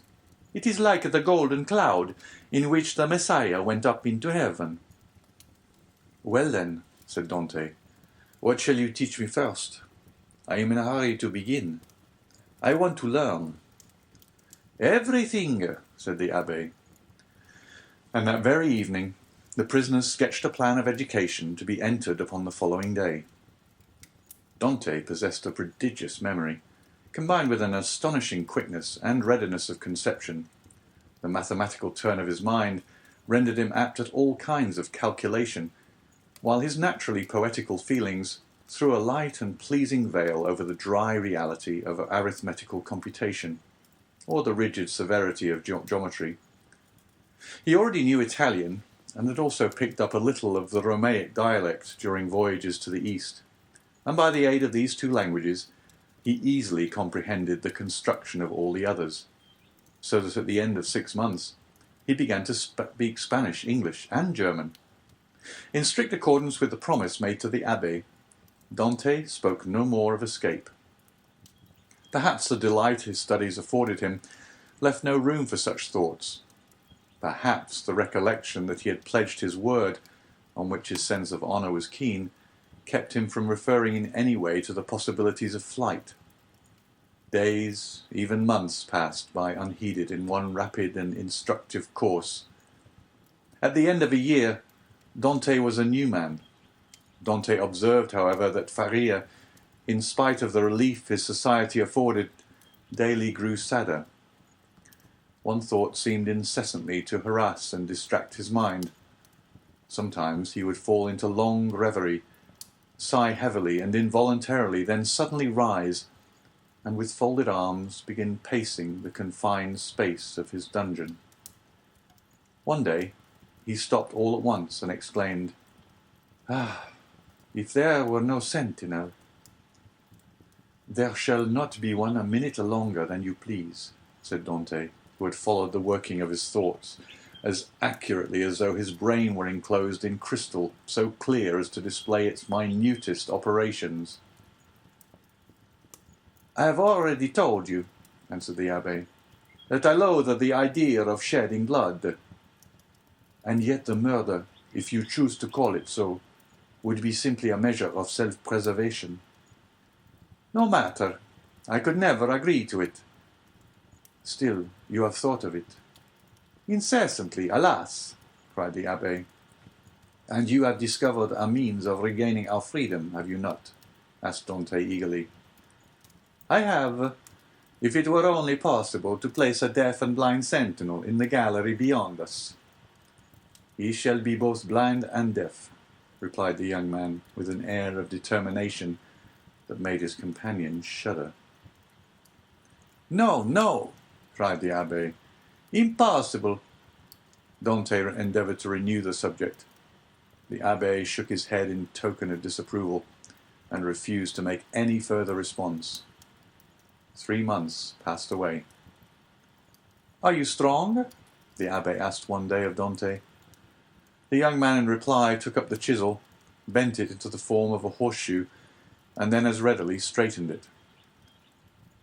"And you will engage not to do any harm to the sentry, except as a last resort?" "I promise, on my honour." "Then," said the abbé, "we may hope to put our design into execution." "And how long shall we be in accomplishing the necessary work?" "At least a year." "And shall we begin at once?" "At once." "We have lost a year to no purpose," cried Dante. "Do you consider the last 12 months to have been wasted?" asked the abbé. "Forgive me," cried Edmund, blushing deeply. "Tut, tut," answered the abbé. "Man is but man after all, and you are about the best specimen of the genus I have ever known. Come, let me show you my plan." The abbé then showed Dante the sketch he had made for their escape. It consisted of a plan of his own cell and that of Dante with the passage which united them. In this passage he proposed to drive a level as they do in mines. This level would bring the 2 prisoners immediately beneath the gallery, where the sentry kept watch. Once there, a large excavation would be made, and one of the flagstones with which the gallery was paved be so completely loosened that at the desired moment it would give way beneath the feet of the soldier, who, stunned by his fall, would be immediately bound and gagged by Dante, before he had power to offer any resistance. The prisoners were then to make their way through one of the gallery windows, and to let themselves down from the outer walls by means of the abbé's ladder of cords. Dante's eyes sparkled with joy, and he rubbed his hands with delight at the idea of a plan so simple, yet apparently so certain to succeed. That very day the miners began their labours, with a vigour and alacrity proportional to their long rest from fatigue and their hopes of ultimate success. Nothing interrupted the progress of the work, except the necessity that each was under of returning to his cell in anticipation of the turnkey's visits. They had learned to distinguish the almost imperceptible sound of his footsteps as he descended towards their dungeons, and happily never failed of being prepared for his coming. The fresh earth excavated during their present work, and which would have entirely blocked up the old passage, was thrown by degrees and with the utmost precaution out of the window in either Faria's or Dante's cell, the rubbish being first pulverized so finely that the night wind carried it far away without permitting the smallest trace to remain.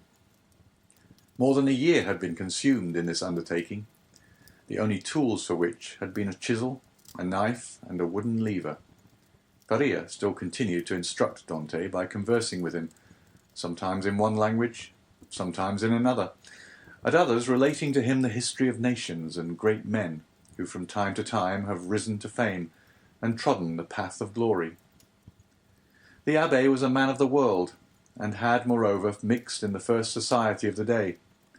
He wore an air of melancholy dignity which Dante, thanks to the imitative powers bestowed on him by nature, easily acquired, as well as that outward polish and politeness he had before been wanting in, and which is seldom possessed except by those who have been placed in constant intercourse with persons of high birth and breeding. At the end of 15 months, the level was finished, and the excavation completed beneath the gallery, and the two workmen could distinctly hear the measured tread of the sentinel as he paced to and fro over their heads. Compelled as they were to await a night sufficiently dark to favour their flight, they were obliged to defer their final attempt till that auspicious moment should arrive. Their greatest dread now was lest the stone through which the century was doomed to fall should give way before its right time. And this they had in some measure provided against by propping it up with a small beam which they had discovered in the walls through which they had worked their way. Dante was occupied in arranging this piece of wood when he heard Faria, who had remained in Edmond's cell for the purpose of cutting a peg to secure their rope ladder, call to him in a tone indicative of great suffering. Dante hastened to his dungeon, where he found him standing in the middle of the room, pale as death, his forehead streaming with perspiration, and his hands clinched tightly together. "Gracious heavens!" exclaimed Dante. "What is the matter? What has happened?" "Quick, quick!" returned the abbé. "Listen to what I have to say." Dante looked in fear and wonder at the livid countenance of Faria, whose eyes, already dull and sunken, were surrounded by purple circles, while his lips were white as those of a corpse, and his very hair seemed to stand on end. "Tell me, I beseech you, what ails you?" cried Dante, letting his chisel fall to the floor. "Alas," faltered the abbé, "all is over with me. I am seized with a terrible, perhaps mortal illness. I can feel that the paroxysm is fast approaching. I had a similar attack the year previous to my imprisonment. This malady admits but of one remedy. I will tell you what it is. Go into my cell as quickly as you can. Draw out one of the feet that support the bed. You will find it has been hollowed out for the purpose of containing a small phial. You will see they are filled with a red-looking fluid. Bring it to me. Or rather, no, I may be found here. Therefore, help me back to my room while I have the strength to drag myself along. Who knows what may happen, or how long the attack may last?" In spite of the magnitude of the misfortune which thus suddenly frustrated his hopes, Dante did not lose his presence of mind, but descended into the passage, dragging his unfortunate companion with him. Then, half carrying, half supporting him, he managed to reach the abbé's chamber, when he immediately laid the sufferer on his bed. "Thanks," said the poor abbé, shivering as though his veins were filled with ice. "I am about to be seized with a fit of catalepsy. When it comes to its height, I shall probably lie still and motionless as though dead, uttering neither sigh nor groan. On the other hand, the symptoms may be much more violent, and cause me to fall into fearful convulsions, foam at the mouth, and cry out loudly. Take care my cries are not heard, for if they are, it is more than probable I shall be removed to another part of the prison, and we be separated forever. When I become quite motionless, cold, and rigid as a corpse, then, and not before, be careful about this, force open my teeth with the knife. Pour from 8 to 10 drops of the liquor contained in the phial down my throat, and I may perhaps revive." "Perhaps," exclaimed Dante in grief-stricken tones. "Help! Help!" cried the abbé. I die!" So sudden and violent was the fit that the unfortunate prisoner was unable to complete the sentence. A violent convulsion shook his whole frame. His eyes started from their sockets. His mouth was drawn on one side. His cheeks became purple. He struggled, foamed, dashed himself about, and uttered the most dreadful cries, which, however, Dante prevented from being heard by covering his head with the blanket. The fit lasted 2 hours. Then, more helpless than an infant, and colder and paler than marble, more crushed and broken than a reed trampled underfoot, he fell back, doubled up in one last convulsion, and became as rigid as a corpse. Edmond waited till life seemed extinct in the body of his friend. Then, taking up the knife, he with difficulty forced open the closely fixed jaws, carefully administered the appointed number of drops, and anxiously awaited the result. An hour passed away, and the old man gave no sign of returning animation. Dante began to fear he had delayed too long ere he had administered the remedy, and thrusting his hands into his hair, continued gazing on the lifeless features of his friend. At length, a slight colour, or tinged the livid cheeks, consciousness returned to the dull, open eyeballs, a faint sigh issued from the lips, and the sufferer made a feeble effort to move. "He is saved! He is saved!"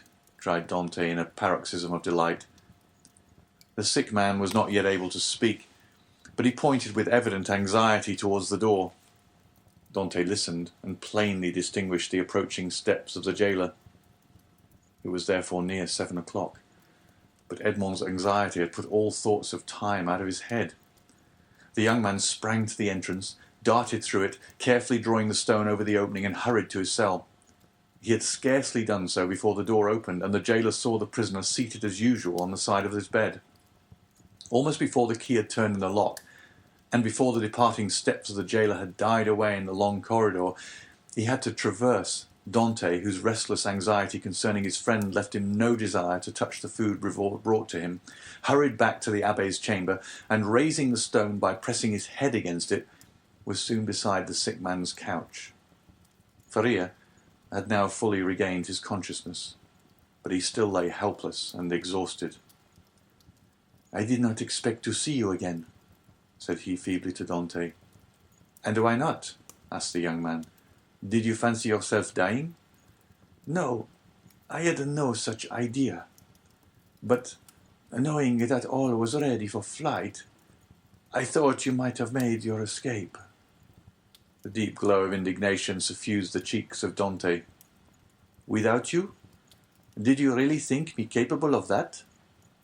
"At least," said the abbé, "I now see how wrong such an opinion would have been. Alas, alas, I am fearfully exhausted and debilitated by this attack." "Be of good cheer," replied Dante. "Your strength will return." And as he spoke, he seated himself near the bed beside Faria, and took his hands. The abbé shook his head. "The last attack I had," said he, "lasted but half an hour, and after it I was hungry, and got up without help. Now I can move neither my right arm nor leg, and my head seems uncomfortable, which shows that there has been a suffusion of blood on the brain. The third attack will either carry me off, or leave me paralyzed for life." "No, no," cried Dante, "you are mistaken. You will not die, and your third attack, if indeed you should have another, will find you at liberty. We shall save you another time, as we have done this, only with a better chance of success, because we shall be able to command every requisite assistance." "My good Edmond," answered the abbé, "be not deceived. The attack which has just passed away condemns me forever to the walls of a prison. None can fly from a dungeon who cannot walk." Well, we will wait. A week, a month, 2 months, if need be. And meanwhile your strength will return. Everything is in readiness for our flight, and we can select any time we choose. As soon as you feel able to swim, we will go. I shall never swim again, replied Faria. This arm is paralyzed, not for a time, but forever. Lift it and judge if I am mistaken. The young man raised the arm, which fell back by its own weight, perfectly inanimate and helpless. A sigh escaped him. You are convinced now, Edmond, are you not? Asked the abbé. Depend upon it. I know what I say. Since the first attack I experienced of this malady, I have continually reflected on it. Indeed, I expected it, for it is a family inheritance. Both my father and grandfather died of it in a third attack. The physician, who prepared me for the remedy I have twice successfully taken, was no other than the celebrated Cabanilles, and he predicted a similar end for me. The physician may be mistaken, exclaimed Dante. And as for your poor arm, what difference will that make? I can take you on my shoulders and swim for both of us. My son, said the abbé, you, who are a sailor and a swimmer, must know as well as I do that a man so loaded would sink before he had done 50 strokes. Cease then to allow yourself to be duped by vain hopes that even your own excellent heart refuses to believe in. Here I shall remain till the hour of my deliverance arrives, and that in all human probability will be the hour of my death. As for you, who are young and active, delay not on my account, but fly, go. I give you back your promise. It is well, said Dante. Then I shall also remain. Then rising and extending his hand with an air of solemnity over the old man's head, he slowly added, By the blood of Christ, I swear never to leave you while you live. Faria gazed fondly on his noble-minded, single-hearted, high-principled young friend, and read in his countenance ample confirmation of the sincerity of his devotion and the loyalty of his purpose. Thanks, murmured the invalid, extending one hand. I accept. You may one of these days reap the reward of your disinterested devotion. But as I cannot, and you will not quit this place, it becomes necessary to fill up the excavation beneath the soldier's gallery. He might, by chance, hear the hollow sound of his footsteps, and call the attention of his officer to the circumstance. That would bring about a discovery which would inevitably lead to our being separated. Go then, and set about this work in which, unhappily, I can offer you no assistance. Keep at it all night, if necessary, and do not return here tomorrow till after the jailer is visited me.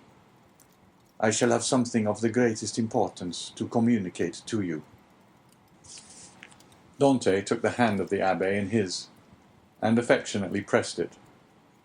Faria smiled encouragingly on him, and the young man retired to his task in the spirit of obedience and respect which he had sworn to show towards his aged friend. End of chapter 17.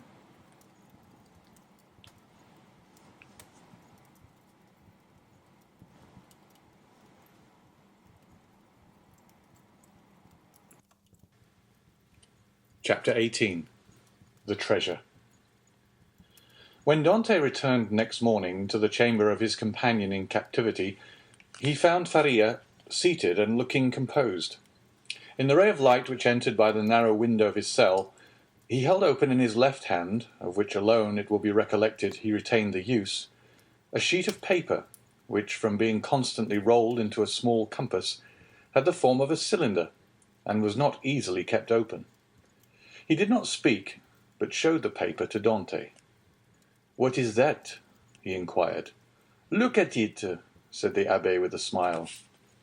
I have looked at it with all possible attention, said Dante, and I only see half-burnt paper on which are traces of Gothic characters inscribed with a peculiar kind of ink. This paper, my friend, said Faria, I may now avow to you, since I have the proof of your fidelity. This paper is my treasure, of which from this day forth 1/2 belongs to you. The sweat started forth on Dante's brow. Until this day, and for how long a time, he had refrained from talking of the treasure which he had brought upon the abbé the accusation of madness. With his instinctive delicacy, Edmond had preferred avoiding any touch on this painful chord, and Faria had been equally silent. He'd taken the silence of the old man for a return to reason, and now these few words uttered by Faria after so painful a crisis seemed to indicate a serious relapse into mental alienation. "Your treasure," stammered Dante. Faria smiled. "Yes," said he, "you have indeed a noble nature, Edmond, and I see by your paleness and agitation what is passing in your heart at this moment. No, be assured, I am not mad. This treasure exists, Dante, and if I have not been allowed to possess it, you will. Yes, you. No one would listen or believe me, because everyone thought me mad. But you, who must know that I am not, listen to me, and believe me so afterwards, if you will." "Alas," murmured Edmond to himself, "this is a terrible relapse. There was only this blow wanting." Then he said aloud, "My dear friend, your attack has perhaps fatigued you. Had you not better repose a while? Tomorrow, if you will, I will hear your narrative, but today I wish to nurse you carefully. Besides," he said, "a treasure is not a thing we need hurry about." "On the contrary, it is a matter of the utmost importance, Edmond," replied the old man. "Who knows if tomorrow, or the next day after, the third attack may not come on, and then must not all be over? Yes, indeed, I have often thought with a bitter joy that these riches which would make the wealth of a dozen families will be forever lost to those men who persecute me. This idea was one of vengeance to me, and I tasted it slowly in the night of my dungeon and the despair of my captivity. But now I have forgiven the world for the love of you. Now that I see you, young and with a promising future, now that I think of all that may result to you in the good fortune of such a disclosure, I shudder at any delay, and tremble lest I should not assure to one as worthy as yourself the possession of so vast an amount of hidden wealth." Edmond turned away his head with a sigh. "You persist in your incredulity, Edmond," continued Faria. "My words have not convinced you. I see you require proofs. Well then, read this paper, which I have never shown to anyone." "Tomorrow, my dear friend," said Edmond, desirous of not yielding to the old man's madness. "I thought it was understood that we should not talk of that until tomorrow." "Then we will not talk of it until tomorrow, but read this paper today." "I will not irritate him," thought Edmond, and taking the paper, of which half was wanting, having been burnt, no doubt by some accident, he read, "This treasure, which may amount to 2 of Roman crowns in the most distant of the second opening declare to belong to him allo heir, 25th April, 1490. "Well," said Faria, when the young man had finished reading it. "Why," replied Dante, "I see nothing but broken lines and unconnected words, which are rendered illegible by fire." "Yes, to you, my friend, who read them for the first time, but not for me, who have grown pale over them by many nights' study, and have reconstructed every phrase, completed every thought." "And do you believe you have discovered the hidden meaning?" "I am sure I have, and you shall judge for yourself. But first listen to the history of this paper." "Silence!" exclaimed Dante. "Steps approach. I go. Adieu." And Dante, happy to escape the history and explanation which would be sure to confirm his belief in his friend's mental instability, glided like a snake along the narrow passage, while Faria, restored by his alarm to a certain amount of activity, pushed the stone into place with his foot and covered it with a mat in order the more effectually to avoid discovery. It was the governor, who, hearing of Faria's illness from the jailer, had come in person to see him. Faria sat up to receive him, avoiding all gestures in order that he might conceal from the governor the paralysis that had already half stricken him with his death. His fear was lest the governor, touched with pity, might order him to be removed to better quarters, and thus separate him from his young companion. But fortunately this was not the case, and the governor left him convinced that the poor madman, for whom in his heart he felt a kind of affection, was only troubled with a slight indisposition. During this time, Edmond, seated on his bed with his head in his hands, tried to collect his scattered thoughts. Faria, since their first acquaintance, had been on all points so rational and logical, so wonderfully sagacious, in fact, that he couldn't understand how so much wisdom on all points could be allied with madness. Was Faria deceived as to his treasure, or was all the world deceived as to Faria? Dante remained in his cell all day, not daring to return to his friend, thinking thus to defer the moment when he should be convinced, once for all, that the abbé was mad. Such conviction would be so terrible.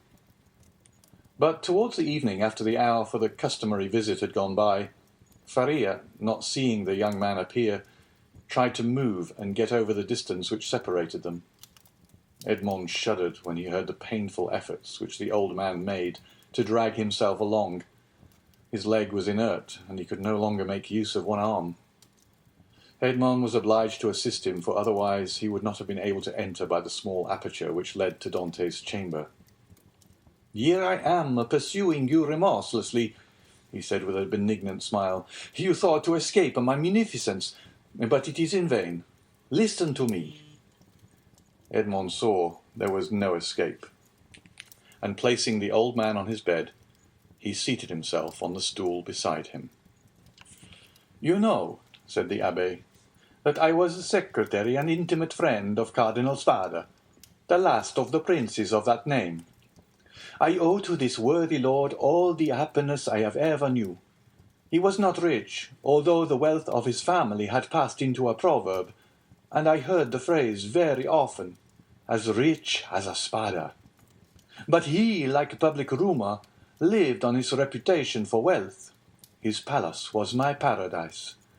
I was tutor to his nephews, who are dead, and when he was alone in the world, I tried by absolute devotion to his will to make up to him all he had done for me during 10 years of unremitting kindness. The cardinal's house had no secrets from me. I had often seen my noble patron annotating ancient volumes and eagerly searching amongst dusty family manuscripts. One day, when I was reproaching him for his unavailing searches, and deploring the prostration of mind that followed them, he looked at me, and smiling bitterly, opened a volume relating to the history of the city of Rome. There, in the 20th chapter of the life of Pope Alexandre VI, were the following lines which I can never forget. The great wars of Romagna had ended. Caesar Borgia, who had completed his conquest, had need of money to purchase all Italy. The Pope had also need of money to bring matters to an end with Louis XII, King of France, who was formidable still in spite of his recent reverses, and it was necessary, therefore, to have recourse to some profitable scheme, which was a matter of great difficulty in the impoverished conditions of exhausted Italy. His Holiness had an idea. He determined to make 2 cardinals. By choosing 2 of the greatest personages of Rome, especially rich men, this was the return the Holy Father looked for. In the first place, he could sell the great appointments and splendid offices which the cardinals already held, and then he had the 2 hats to sell besides. There was a third point in view, which will appear hereafter. The Pope and Caesar Borgia first found the two future cardinals. They were Giovanni Rospigliosi, who held 4 of the highest dignities of the Holy See, and Cesar Spada, one of the noblest and richest of the Roman nobility. Both felt the high honor of such a favor from the Pope. They were ambitious, and Cesar Borgia soon found purchasers for their appointments. The result was that Rospigliosi and Spada paid for being cardinals, and 8 other persons paid for the offices the cardinals held before their elevation. And thus 800,000 crowns entered into the coffers of the speculators. It is time now to proceed to the last part of the speculation. The Pope heaped attentions upon Rospigliosi and Spada, conferred upon them the insignia of the cardinalate, and induced them to arrange their affairs and take up their residence at Rome. Then the Pope and Cesar Borgia invited the 2 cardinals to dinner. This was a matter of dispute between the Holy Father and his son. Cesar thought they could make use of one of the means which he always had ready for his friends. That is to say, in the first place, the famous key which was given to certain persons with a request that they go and open a designated cupboard. This key was furnished with a small iron point, a negligence on the part of the locksmith. When this was pressed to effect the opening of the cupboard, of which the lock was difficult, the person was pricked by this small point and died next day. Then there was the ring with the lion's head, which Cesar wore when he wanted to greet his friends with a clasp of the hand. The lion bit the hand thus favored, and at the end of 24 hours, the bite was mortal. Cesar proposed to his father that they should either ask the cardinals to open the cupboard or shake hands with them. But Alexander VI replied, "Now, as to the worthy cardinals, Spada and Rospigliosi, let us ask both of them to dinner. Something tells me that we should get that money back. Besides, you forget, Caesar, an indigestion declares itself immediately, while a prick or a bite occasions a delay of a day or 2. Caesar gave way before such cogent reasoning, and the cardinals were consequently invited to dinner. The table was laid in a vineyard belonging to the Pope, near San Pierdarina, a charming retreat which the cardinals knew very well by report. Rospigliosi, quite set up with his new dignities, went with a good appetite, and his most ingratiating manner. Spada, a prudent man and greatly attached to his only nephew, a young captain of the highest promise, took paper and pen, and made his will. He then sent word to his nephew to wait for him near the vineyard, but it appeared the servant did not find him. Spada knew what these invitations meant, since Christianity, so eminently civilizing, had made progress in Rome. It was no longer a centurion who came from the tyrant with a message, "Caesar wills that you die," but it was a legate at a Latere who came with a smile on his lips to say from the Pope, "His Holiness requests you to dine with him." Spada set about 2 o'clock to San Pierdarina. The Pope awaited him. The first sight that attracted the eyes of Spada was that of his nephew in full costume, and Cesar Borgia paying him most marked attentions.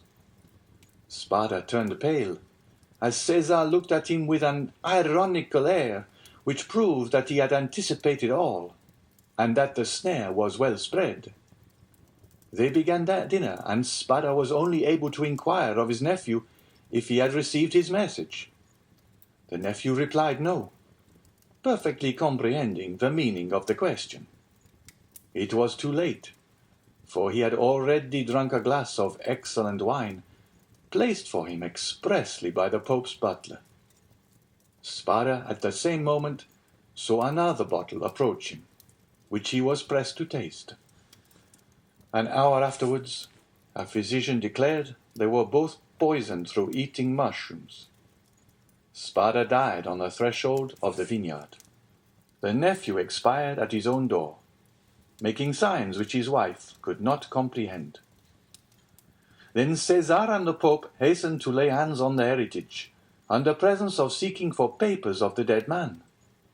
But the inheritance consisted in this only, a scrap of paper on which Spada had written, "I bequeath to my beloved nephew my coffers, my books, and amongst others my breviary, with the gold corners, which I beg he would preserve in remembrance of his affectionate uncle." The heirs sought everywhere, admired the breviary, laid hands on the furniture, and were greatly astonished that Spada, the rich man, was really the most miserable of uncles. No treasures, unless they were those of science, contained in the library and laboratories. That was all. César and his father searched, examined, scrutinized, but found nothing, or at least very little, not exceeding a few thousand crowns in plate, and about the same in ready money. But the nephew had time to say to his wife before he expired, "Look well among my uncle's papers. There is a will." They sought even more thoroughly than the august heirs had done, but it was fruitless. There were 2 palaces and a vineyard behind the Palatine Hill. But in these days landed property had not much value, and the 2 palaces and the vineyard remained to the family, since they were beneath the rapacity of the Pope and his son. Months and years rolled on. Alexander VI died, poisoned. You know by what mistake. César, poisoned at the same time, escaped by shedding his skin like a snake. But the new skin was spotted by the poison, till it looked like a tiger's. Then, compelled to quit Rome, he went and got himself obscurely killed in a night skirmish, scarcely noticed in history. After the Pope's death and his son's exile, it was supposed that Spada family would resume the splendid position they had held before the Cardinal's time. But this was not the case. The Spadas remained in doubtful ease. A mystery hung over this dark affair, and the public rumor was that César, a better politician than his father, had carried off from the Pope the fortune of the 2 cardinals. I say the 2 because Cardinal Rospigliosi, who had not taken any precaution, was completely despoiled. "Up to this point," said Faria, interrupting the thread of his narrative, "this seems to you very meaningless, no doubt, eh?" "Oh, my friend," cried Dante, "on the contrary, it seems as if I were reading a most interesting narrative. Go on, I beg of you." "I will. The family began to get accustomed to their obscurity. Years rolled on, and amongst the descendants some were soldiers, others diplomatists, some churchmen, some bankers, some grew rich and some were ruined. I come now to the last of the family, whose secretary I was, the Count of Spada. I had often heard him complain of the disproportion of his rank with his fortune, and I advised him to invest all he had in an annuity. He did so, and thus doubled his income. The celebrated breviary remained in the family, and was in the Count's possession. It had been handed down from father to son, for the singular clause of the only will that had been found, and caused it to be regarded as a genuine relic, preserved in the family with superstitious veneration. It was an illuminated book, with beautiful Gothic characters, and so weighty with gold that a servant always carried it before the cardinal on days of great solemnity.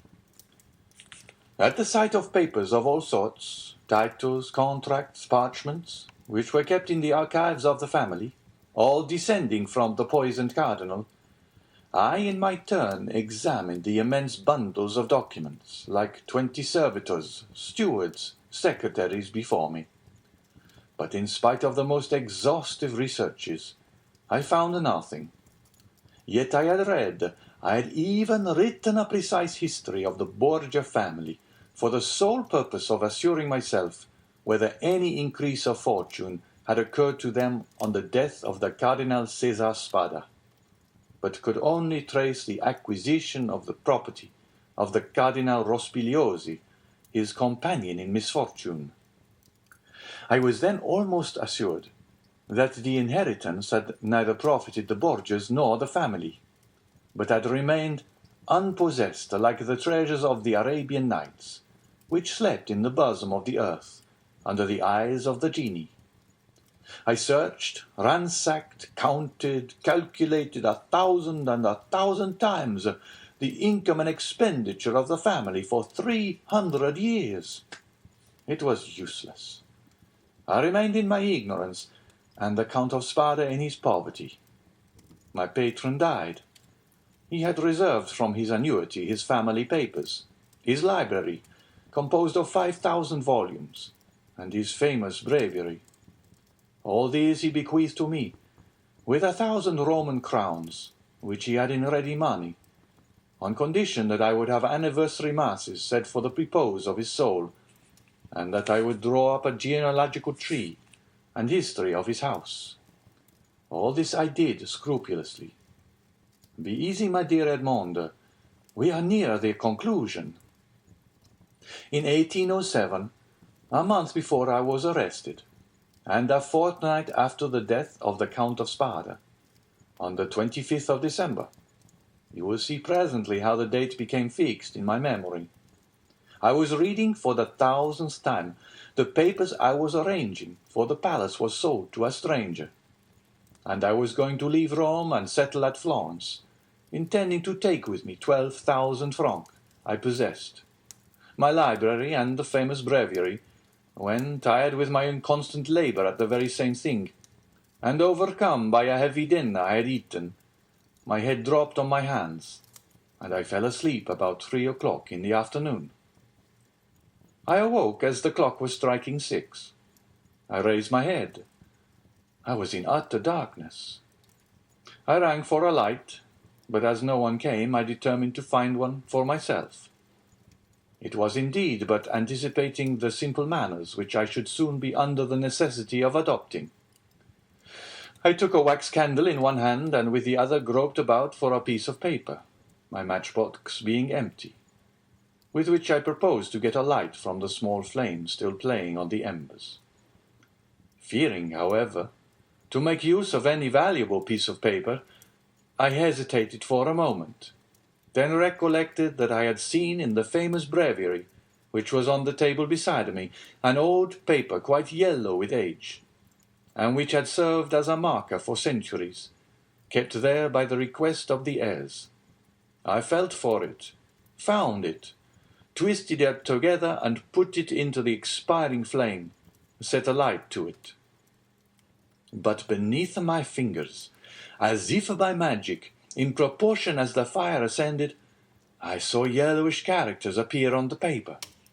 I grasped it in my hand, put out the flames as quickly as I could, lighted my taper in the fire itself, and opened the crumpled paper with inexpressible emotion, recognizing when I had done so that these characters had been traced in mysterious and sympathetic ink, only appearing when exposed to the fire.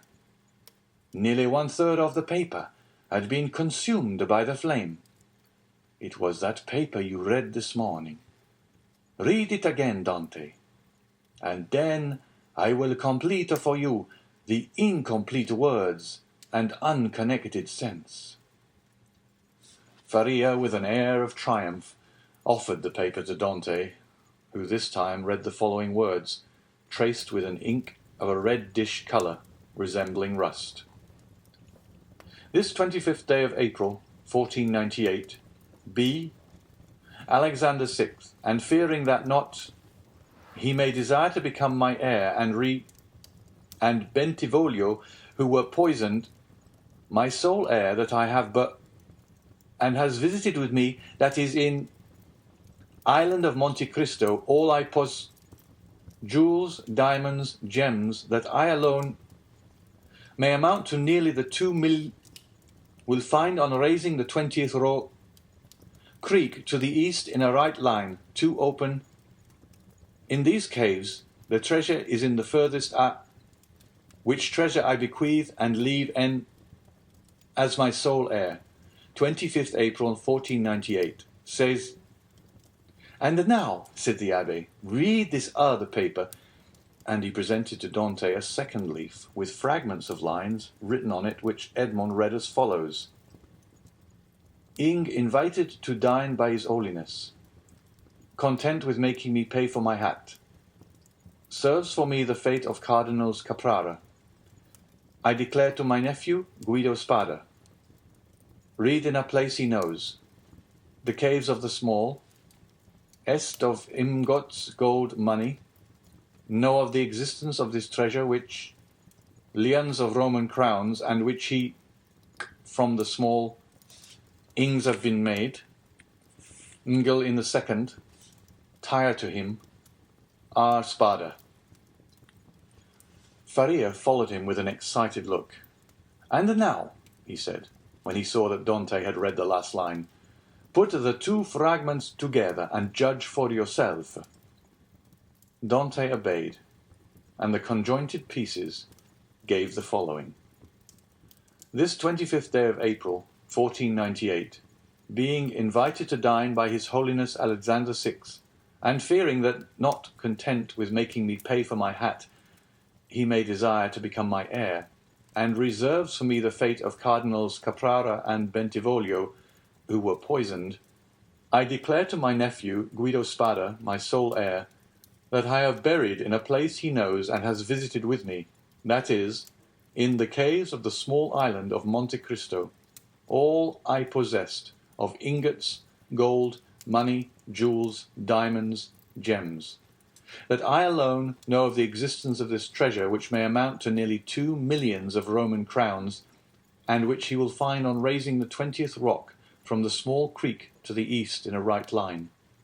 2 openings have been made in these caves. The treasure is in the furthest angle in the second, which treasure I bequeath and leave entire to him as my sole heir. 25th April, 1498. César Spada." "Well, do you comprehend now?" inquired Faria. "It is the declaration of Cardinal Spada, and the will so long sought for," replied Edmond, still incredulous. "Yes, 1,000 times yes." "And who completed it as it is now?" "I did, aided by the remaining fragment. I guessed the rest, measuring the length of the lines by those of the paper, and divining the hidden meaning by means of what was in part revealed, as we are guided in a cavern by the small ray of light above us." "And what did you do when you arrived at this conclusion?" "I resolved to set out, and did set out at that very instant, carrying with me the beginning of my great work, the unity of the Italian kingdom. But for some time the imperial police, who at this period, quite contrary to what Napoleon desired so soon as he had son born to him, wished for a partition of provinces, had their eyes on me, and my hasty departure, the cause of which they were unable to guess, having aroused their suspicions. I was arrested at the very moment I was leaving Piombino. Now," continued Faria, addressing Dante with an almost paternal expression, "now, my dear fellow, you know as much as I do myself. If we ever escape together, half of this treasure is yours. If I die here, and you escape alone, the whole belongs to you." "But," inquired Dante, hesitating, "has this treasure no more legitimate possessor in the world than ourselves?" "No, no, be easy on that score. The family is extinct. The last Count of Spada, moreover, made me his heir, bequeathing to me this symbolic breviary. He bequeathed to me all it contained. No, no, make your mind satisfied on that point. If we lay hands on this fortune, we may enjoy it without remorse." "And you say this treasure amounts to—" 2 millions of Roman crowns, nearly 13 millions of our money." "Impossible," said Dante, staggered at the enormous amount. "Impossible? And why?" asked the old man. "The Spada family was one of the oldest and most powerful families of the 15th century. and in those times when other opportunities for investment were wanting, such accumulations of gold and jewels were by no means rare. There are at this day Roman families perishing of hunger, though possessed of nearly 1,000,000 in diamonds and jewels handed down by entail, and which they cannot touch. Edmond thought he was in a dream. He wavered between incredulity and joy. "I have only kept this secret so long from you," continued Faria, "that I might test your character and then surprise you. Had we escaped before my attack of catalepsy, I should have conducted you to Monte Cristo now," he added with a sigh. "It is you who will conduct me thither. Well, Dante, you do not thank me?" "This treasure belongs to you, my dear friend," replied Dante, "and to you only. I have no right to it. I am no relation of yours." "You are my son, Dante," exclaimed the old man. "You are the child of my captivity. My profession condemns me to celibacy. God has sent you to me to console, at one and the same time, the man who could not be a father, and the prisoner who could not get free." And Faria extended the arm of which alone the use remained to him, to the young man, who threw himself upon his neck and wept. End of chapter 18.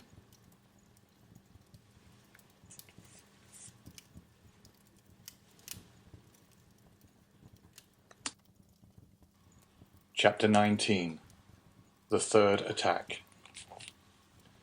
Now that this treasure, which had so long been the object of the abbé's meditations, could ensure the future happiness of him whom Faria really loved as a son, it had doubled its value in his eyes, and every day he expatiated on the amount, explaining to Dante all the good which, with 13 or 14 millions of francs, a man could do in these days to his friends, and then Dante's countenance became gloomy, for the oath of vengeance he had taken recurred to his memory, and he reflected how much ill in these times a man with 13 or 14 million could do to his enemies. The abbé did not know the island of Monte Cristo, but Dante knew it, and had often passed it, situated 25 miles from Pianosa, between Corsica and the island of Elba, and had once touched there. This island was, always had been, and still is, completely deserted. It is a rock of almost conical form, which looks as though it had been thrust up by volcanic force from the depths to the surface of the ocean. Dante drew a plan of the island for Faria, and Faria gave Dante advice as to the means he should employ to recover the treasure. But Dante was far from being as enthusiastic and confident as the old man.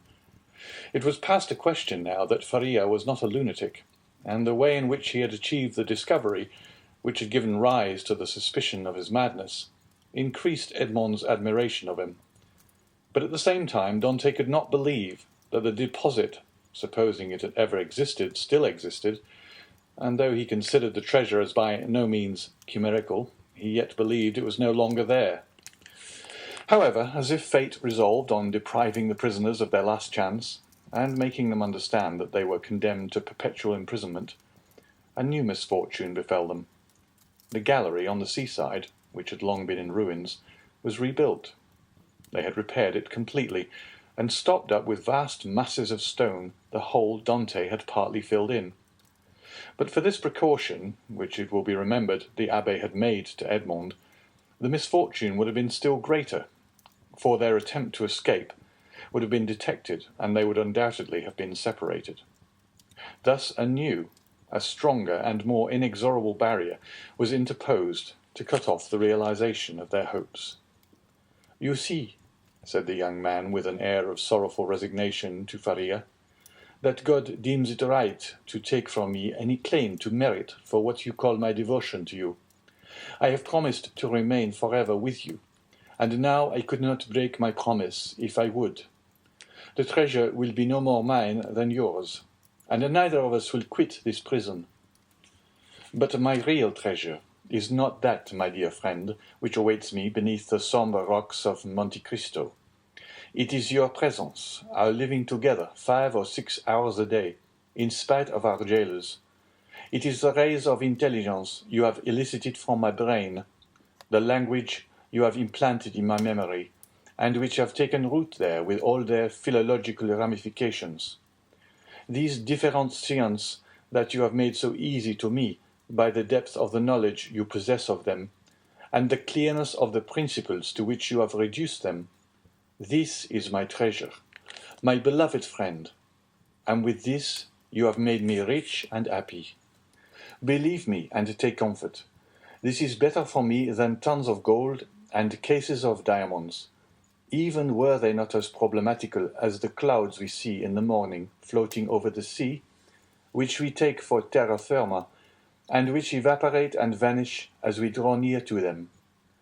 To have you as long as possible near me, to hear your eloquent speech, which embellishes my mind, strengthens my soul, and makes my whole frame capable of great and terrible things, if I should ever be free, so fills my whole existence, that the despair to which I was just on the point of yielding when I knew you has no longer any hold over me.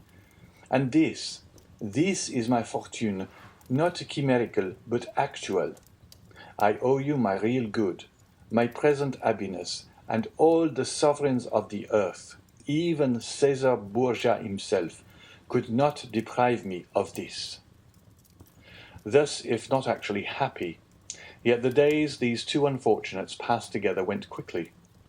Faria, who for so long a time had kept silence as to the treasure, now perpetually talked of it. As he had prophesied would be the case, he remained paralyzed in the right arm and the left leg, and had given up all hope of ever enjoying it himself. But he was continually thinking over some means of escape for his young companion, and anticipating the pleasure he would enjoy. For fear the letter might be some day lost or stolen, he compelled Dante to learn it by heart, and Dante knew it from the first to the last word. Then he destroyed the second portion, assured that if the first were seized, no one would be able to discover its real meaning. Whole hours passed while Faria was giving instructions to Dante, instructions which were to serve him when he was at liberty. Then, once free from the day and hour and moment when he was so, he could have but only one thought, which was to gain Monte Cristo by some means, and remain there alone under some pretext which would arouse no suspicions, and once there, to endeavour to find the wonderful caverns, and search in the appointed spot, be it remembered, being the farthest angle in the second opening. In the meanwhile the hours passed, if not rapidly, at least tolerably. Faria, as we have said, without having recovered the use of his hand and foot, had regained all the clearness of his understanding, and had gradually, besides the moral instructions we have detailed, taught his youthful companion the patient and sublime duty of a prisoner, who learns to make something from nothing. They were thus perpetually employed. Faria, that he might not see himself grow old; Dante, for fear of recalling the almost extinct past, which now only floated in his memory like a distant light wandering in the night. So life went on for them, as it does for those who are not victims of misfortune, and whose activities glide along mechanically and tranquilly beneath the eye of Providence. But beneath his superficial calm, there were in the heart of the young man, and perhaps in that of the old man, many repressed desires, many stifled sighs, which would vent when Faria was left alone, and when Edmond returned to his cell. One night, Edmond awoke suddenly, believing that he heard someone calling him. He opened his eyes upon utter darkness. His name, or rather a plaintive voice which essayed to pronounce his name, reached him. He sat up in bed, and a cold sweat broke out upon his brow. Undoubtedly the call came from Faria's dungeon. "Alas," murmured Edmond, "can it be?" He moved his bed, drew up the stone, rushed into the passage, and reached the opposite extremity. The secret entrance was open. By the light of the wretched and wavering lamp of which we have spoken, Dante saw the old man, pale, but yet erect, clinging to the bedstead. His features were writhing with those horrible symptoms which he already knew, and which had so seriously alarmed him when he saw them for the first time. "Alas, my dear friend," said Faria in a resigned tone, "you understand, do you not? And I need not attempt to explain to you." Edmond uttered a cry of agony, and quite out of his senses rushed towards the door, exclaiming, "Help! Help!" Faria had just sufficient strength to restrain him. "Silence," he said, "or you are lost. We must now only think of you, my dear friend, and so act as to render your captivity supportable or your flight possible. It would require years to do again what I have done here, and the results would be instantly destroyed if our jailers knew we have communicated with each other. Besides, be assured, my dear Edmond, the dungeon I am about to leave will not long remain empty. Some other unfortunate being will soon take my place, and to him you will appear like an angel of salvation. Perhaps he will be young, strong, and enduring like yourself, and will aid you in your escape, while I have been but a hindrance. You will no longer have half a dead body tied to you as a drag to all your movements. At length Providence has done something for you. He restores to you more than he takes away, and it was time I should die." Edmond could only clasp his hands and exclaim, "Oh, my friend, speak not thus!" And then, resuming all his presence of mind, which had for a moment staggered under this blow, and his strength which had failed at the words of the old man, he said, "Oh, I have saved you once, and I will save you a second time." And raising the foot of the bed, he drew out the phial, still a third filled with the red liquor. "See," he exclaimed, "there remains still some of the magic draught. Quick, quick, tell me what I must do this time.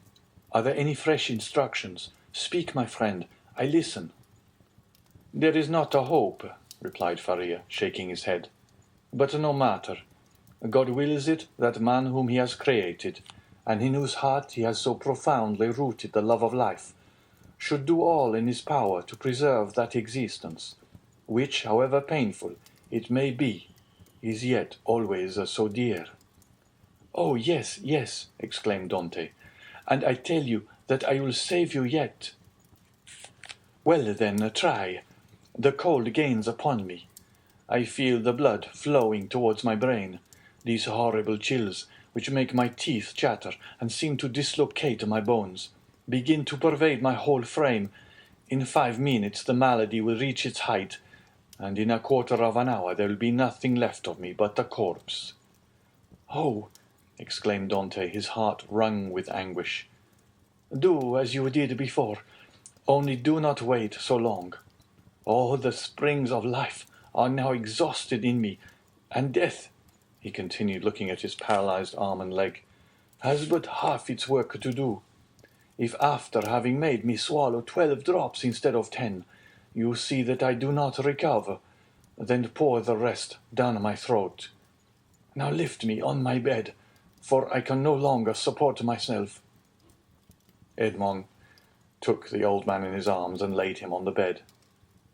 "And now, my dear friend," said Faria, "sole consolation of my wretched existence, you whom heaven gave me somewhat late, but still gave me a priceless gift, and for which I am most grateful. At the moment of separating from you forever, I wish you all the happiness and all the prosperity you so well deserve. My son, I bless thee." The young man cast himself on his knees, leaning his head against the old man's bed. "Listen now to what I say in this my dying moment. The treasure of the Spadas exists.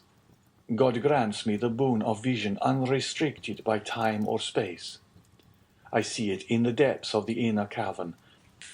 My eyes pierce the inmost recesses of the earth, and are dazzled at the sight of so much riches. If you do escape, remember that the poor abbé, whom all the world called mad, was not so. Hasten to Monte Cristo, avail yourself of the fortune, for you have indeed suffered long enough. A violent convulsion attacked the old man. Dante raised his head and saw Faria's eyes injected with blood. It seemed as if a flow of blood had ascended from the chest to the head. "Adieu, adieu," murmured the old man, clasping Edmond's hand convulsively. "Adieu." "Oh, no, no, not yet," he cried. "Do not forsake me. Oh, succor him. Help, help, help." "Hush, hush," murmured the dying man, "that they may not separate us, if you save me." "You are right. Oh, yes, yes, be assured I shall save you. Besides, although you suffer much, you do not seem to be in such agony as you were before." "Do not mistake. I suffer less because there is in me less strength to endure. At your age, we have faith in life. It is the privilege of youth to believe and hope. But old men see death more clearly. Oh, 'tis here, 'tis here, 'tis over. My sight is gone, my senses fail. Your hand, Dante. Adieu, adieu." And raising himself by a final effort, in which he summoned all his faculties, he said, "Monte Cristo, forget not, Monte Cristo." And he fell back on the bed. The crisis was terrible, and a rigid form with twisted limbs, swollen eyelids, and lips flecked with bloody foam lay on the bed of torture in place of the intellectual being who so lately rested there. Dante took the lamp, placed it on a projecting stone above the bed, whence its tremulous light fell with strange and fantastic ray on the distorted countenance and motionless, stiffened body. With steady gaze he awaited confidently the moment for administering the restorative.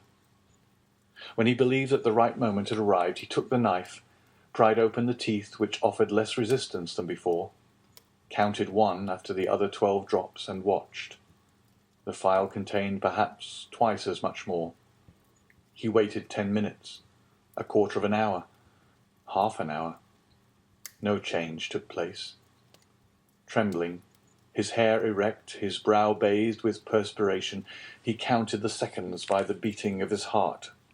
Then he thought it was time to make the last trial, and he put the phial to the purple lips of Faria, and without having occasion to force open his jaws, which had remained extended, he poured the whole of the liquid down his throat. The draught produced a galvanic effect. A violent trembling pervaded the old man's limbs. His eyes opened until it was fearful to gaze upon them. He heaved a sigh which resembled a shriek, and then his convulsed body returned gradually to its former immobility, the eyes remaining open. Half an hour, an hour and a half elapsed, and during this period of anguish, Edmond leaned over his friend, his hand applied to his heart, and felt the body gradually grow cold, and the heart's pulsation become more and more deep and dull, until at length it stopped. The last movement of the heart ceased. The face became livid. The eyes remained open, but the eyeballs were glazed. It was 6 o'clock in the morning. The dawn was just breaking, and its feeble ray came into the dungeon, and paled the ineffectual light of the lamp. Strange shadows passed over the countenance of the dead man, and at times gave it the appearance of life. While the struggle between day and night lasted, Dante still doubted. But as soon as the daylight gained the preeminence, he saw that he was alone with a corpse. Then an invincible and extreme terror seized upon him, and he dared not again press the hand that hung out of bed. He dared no longer to gaze on those fixed and vacant eyes, which he tried many times to close, but in vain. They opened again as soon as shut. He extinguished the lamp carefully, concealed it, and then went away, closing as well as he could the entrance to the secret passage by the large stone as he descended. It was time, for the jailer was coming. On this occasion he began his rounds at Dante's cell, and on leaving him he went on to Faria's dungeon, taking thither breakfast and some linen. Nothing betokened that the man knew anything of what had occurred. He went on his way. Dante was then seized with an indescribable desire to know what was going on in the dungeon of his unfortunate friend. He therefore returned by the subterraneous gallery, and arrived in time to hear the exclamations of the turnkey, who called out for help. Other turnkeys came, and then was heard the regular tramp of soldiers. Last of all came the governor. Edmond heard the creaking of the bed as they moved the corpse, heard the voice of the governor, who asked them to throw water on the dead man's face, and seeing that in spite of this application the prisoner did not recover, they sent for the doctor. The governor then went out, and words of pity fell on Dante's listening ears, mingled with brutal laughter. "Well, well," said one, "the madman has gone to look after his treasure. Good journey to him. With all his millions, he will not have enough to pay for his shroud," said another. "Oh," added a third voice, "the shrouds of the Chateau d'If are not dear." "Perhaps," said one of the previous speakers. "As he was a churchman, they may go to some expense in his behalf. They may give him the honours of the sack."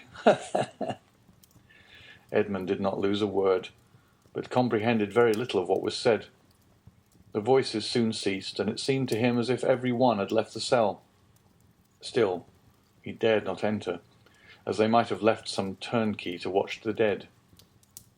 He remained therefore mute and motionless, hardly venturing to breathe. At the end of an hour he heard a faint noise which increased. It was the governor who returned, followed by the doctor and other attendants. There was a moment's silence. It was evident that the doctor was examining the dead body. The inquiries soon commenced. The doctor analysed the symptoms of the malady to which the prisoner had succumbed, and declared that he was dead. Questions and answers followed in a nonchalant manner that made Dante indignant, for he felt that all the world should have for the poor abbé a love and respect equal to his own. "I am very sorry for what you tell me," said the governor, replying to the assurance of the doctor, "that the old man is really dead, for he was a quiet, inoffensive prisoner, happy in his folly, and required no watching." "Oh," added the turnkey, "there was no occasion for watching him. He would have stayed here 50 years, I'll answer for it, without any attempt to escape." "Still," said the governor, "I believe it will be requisite, notwithstanding your certainty, and not that I doubt your science, but in discharge of my official duty, that we should be perfectly assured that the prisoner is dead." There was a moment of complete silence, during which Dante, still listening, knew that the doctor was examining the corpse a second time. "You may make your mind easy," said the doctor. "He is dead. I will answer for that." "You know, sir," said the governor, persisting, "that we are not content in such cases as this with such a simple examination. In spite of all appearances, be so kind, therefore, as to finish your duty by fulfilling the formalities described by law." "Let the irons be heated," said the doctor. "But really it is a useless precaution." This order to heat the irons made Dante shudder. He heard hasty steps, the creaking of a door, people going and coming, and some minutes afterwards a turnkey entered, saying, "Here is the brazier, lighted." There was a moment's silence, and then was heard the crackling of burning flesh, of which the peculiar and nauseous smell penetrated even behind the wall where Dante was listening in horror. The perspiration poured forth upon the young man's brow, and he felt as if he should faint. "You see, sir, he is really dead," said the doctor. "This burn in the heel is decisive. The poor fool is cured of his folly and delivered from his captivity." "Wasn't his name Faria?" inquired one of the officers who accompanied the governor. "Yes, sir, and as he said, it was an ancient name. He was too very learned and rational enough on all points which did not relate to his treasure, but on that, indeed, he was intractable. It is a sort of malady which we call monomania, said the doctor. You had never anything to complain of? Said the governor to the jailer, who had charge of the abbé. Never, sir, replied the jailer. Never, on the contrary, he seemed to amuse me very much by telling me stories. One day, too, when my wife was ill, he gave me a prescription which cured her. Aha, said the doctor. I did not know that I had a rival, but I hope, governor, that you will show him all proper respect. Yes, yes, make your mind easy. He shall be decently interred in the newest sack we can find. Will that satisfy you? Must this last formality take place in your presence, sir? Inquired a turnkey. Certainly, but make haste. I cannot stay here all day. Other footsteps going and coming were now heard, and a moment afterwards a noise of rustling canvas reached Dante's ears. The bed creaked, and the heavy footfall of a man who lifts a weight sounded on the floor. Then the bed again creaked under the weight deposited upon it. This evening, said the governor. Will there be any mass? Asked one of the attendants. That is impossible, replied the governor. The chaplain of the chateau came to me yesterday to beg for leave of absence, in order to take a trip to Hyères for a week. I told him I would attend to the prisoners in his absence. If the poor abbé had not been in such a hurry, he might have had his requiem. Pooh, pooh, said the doctor, with the impiety usual in persons of his profession. He is a churchman. God will respect his profession, and not give the devil the wicked delight of sending him a priest. A shout of laughter followed this brutal jest. Meanwhile, the operation of putting the body in the sack was going on. This evening, said the governor, when the task was ended. At what hour? Inquired a turnkey. Why, about 10 or 11 o'clock. Shall we watch by the corpse? Of what use would it be? Shut the dungeon as if you were alive, that is all. Then the steps retreated, and the voices died away in the distance. The noise of the door with its creaking hinges and bolts ceased, and a silence more sombre than that of solitude ensued, the silence of death, which was all-pervasive, and struck its icy chill to the very soul of Dante. Then he raised the flagstone cautiously with his head, and looked carefully around the chamber. It was empty, and Dante emerged from the tunnel. End of chapter 19.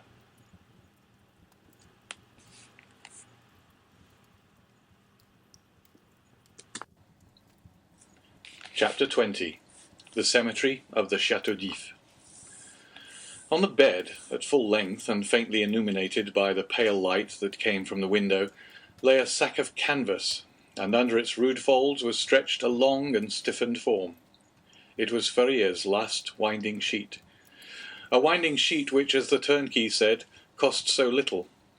Everything was in readiness. A barrier had been placed between Dante and his old friend. No longer could Edmond look into those wide open eyes which had seemed to be penetrating the mysteries of death. No longer could he clasp the hand which had done so much to make his existence blessed. Ferrier, the beneficent and cheerful companion with whom he was accustomed to live so intimately, no longer breathed. He seated himself on the edge of that terrible bed, and fell into melancholy and gloomy reverie. Alone, he was alone again condemned to silence, again face to face with nothingness. Alone! Never again to see the face, never again to hear the voice of the only human being who united him to earth. Was not Ferrier's fate the better, after all, to solve the problem of life at its source, even at the risk of horrible suffering? The idea of suicide which his friend had driven away, and kept away by his cheerful presence, now hovered like a phantom over the abbé's dead body. If I could die, he said, I should go where he goes, and should assuredly find him again. But how to die? It is very easy. He went on with a smile. I will remain here, rush on the first person that opens the door, strangle him, and then they will guillotine me. But excessive grief is like a storm at sea where the frail bark is tossed from the depths to the top of the wave. Dante recoiled from the idea of so infamous a death, and passed suddenly from despair to an ardent desire for life and liberty.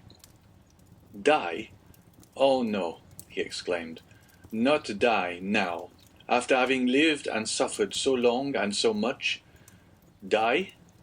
Yes, had I died years ago, but now to die would be indeed to give way to the sarcasm of destiny. No, I want to live. I shall struggle to the very last. I will yet win back the happiness of which I have been deprived. Before I die, I must not forget that I have my executioners to punish, and perhaps too, who knows, some friends to reward. Yet they will forget me here, and I shall die in my dungeon like Faria. As he said this, he became silent and gazed straight before him, like one overwhelmed with a strange and amazing thought. Suddenly he arose, lifted his hand to his brow as if his brain were giddy, paced twice or thrice round the dungeon, and then paused abruptly by the bed. "Just God," he muttered, "whence comes this thought? Is it from thee? Since none but the dead pass freely from this dungeon, let me take the place of the dead." Without giving himself time to reconsider his decision, and indeed that he might not allow his thoughts to be distracted from his desperate resolution, he bent over the appalling shroud, opened it with the knife which Faria had made, drew the corpse from the sack and bore it along the tunnel to his own chamber, laid it on his couch, tied around its head the rag he wore at night around his own, covered it with his counterpane, once again kissed the ice-cold brow, and tried vainly to close the resisting eyes which glared horribly, turned the head towards the wall so that the jailer might, when he brought the evening meal, believe that he was asleep, as was his frequent custom, entered the tunnel again, drew the bed against the wall, returned to the other cell, took from the hiding-place the needle and thread, flung off his rags that they might feel only naked flesh beneath the coarse canvas, and getting inside the sack, placed himself in the posture in which the dead body had been laid, and sewed up the mouth of the sack from the inside. He would have been discovered by the beating of his heart if by any mischance the jailers had entered at that moment. Dante might have waited until the evening visit was over, but he was afraid that the governor would change his mind and order the dead body to be removed earlier. In that case, his last hope would have been destroyed. Now his plans were fully made, and this is what he intended to do. If while he was being carried out the gravediggers should discover that they were bearing alive instead of a dead body, Dante did not intend to give them time to recognize him, but with a sudden cut of the knife he meant to open the sack from top to bottom, and profiting by their alarm, escape. If they tried to catch him, he would use his knife to better purpose. If they took him to the cemetery and laid him in a grave, he would allow himself to be covered with earth, and then, as it was night, the gravediggers could scarcely have turned their backs before he would have worked his way through the yielding soil and escaped. He hoped that the weight of earth would not be so great that he could not overcome it. If he was detected in this and the earth proved too heavy, he would be stifled, and then, so much the better. All would be over. Dante had not eaten since the preceding evening, but he had not thought of hunger, nor did he think of it now. His situation was too precarious to allow him even time to reflect on any thought but one. The first risk that Dante ran was that the jailer, when he brought him his supper at 7 o'clock, might perceive the change that had been made, fortunately 20 times at least, from misanthropy or fatigue. Dante had received his jailer in bed, and then the man placed his bread and soup on the table and went away without saying a word. This time the jailer might not be as silent as usual, but speak to Dante, and seeing that he received no reply, go to the bed, and thus discover all. When 7 o'clock came, Dante's agony really began. His hand placed upon his heart was unable to redress its throbbings, while with the other he wiped the perspiration from his temples. From time to time, chills ran through his whole body and clutched his heart in a grasp of ice. Then he thought he was going to die. Yet the hours passed on without any unusual disturbance, and Dante knew that he had escaped the first peril. It was a good augury. At length, about the hour the governor had appointed, footsteps were heard on the stairs.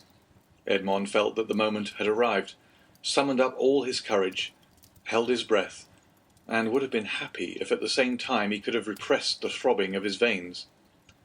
The footsteps, they were double, paused at the door, and Dante guessed that the two grave-diggers had come to seek him. This idea was soon converted into certainty when he heard the noise they made in putting down the hand-bier. The door opened, and a dim light reached Dante's eyes through the coarse sack that covered him. He saw two shadows approach his bed, a third remaining at the door with a torch in its hand. The two men approaching the ends of the bed took the sack by its extremities. "He's heavy enough, though, for an old thin man," said one as he raised the head. "They say every year adds half a pound to the weight of the bones," said another, lifting the feet. "Have you tied the knot?" inquired the first speaker. "What would be the use of carrying so much more weight?" was the reply. "I can do that when we get there." "Yes, you're right," replied the companion. "What's the knot for?" thought Dante. They deposited the supposed corpse on the bier.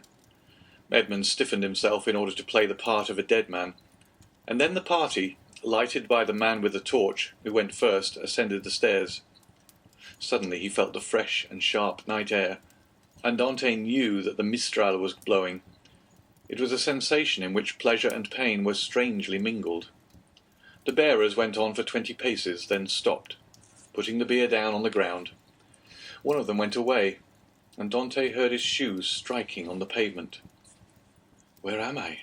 he asked himself. "Really, he is by no means a light load," said the other bearer, sitting on the edge of the hand-barrow. Dante's first impulse was to escape, but fortunately he did not attempt it.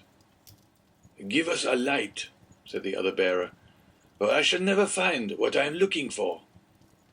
The man with the torch complied, although not asked in the most polite terms.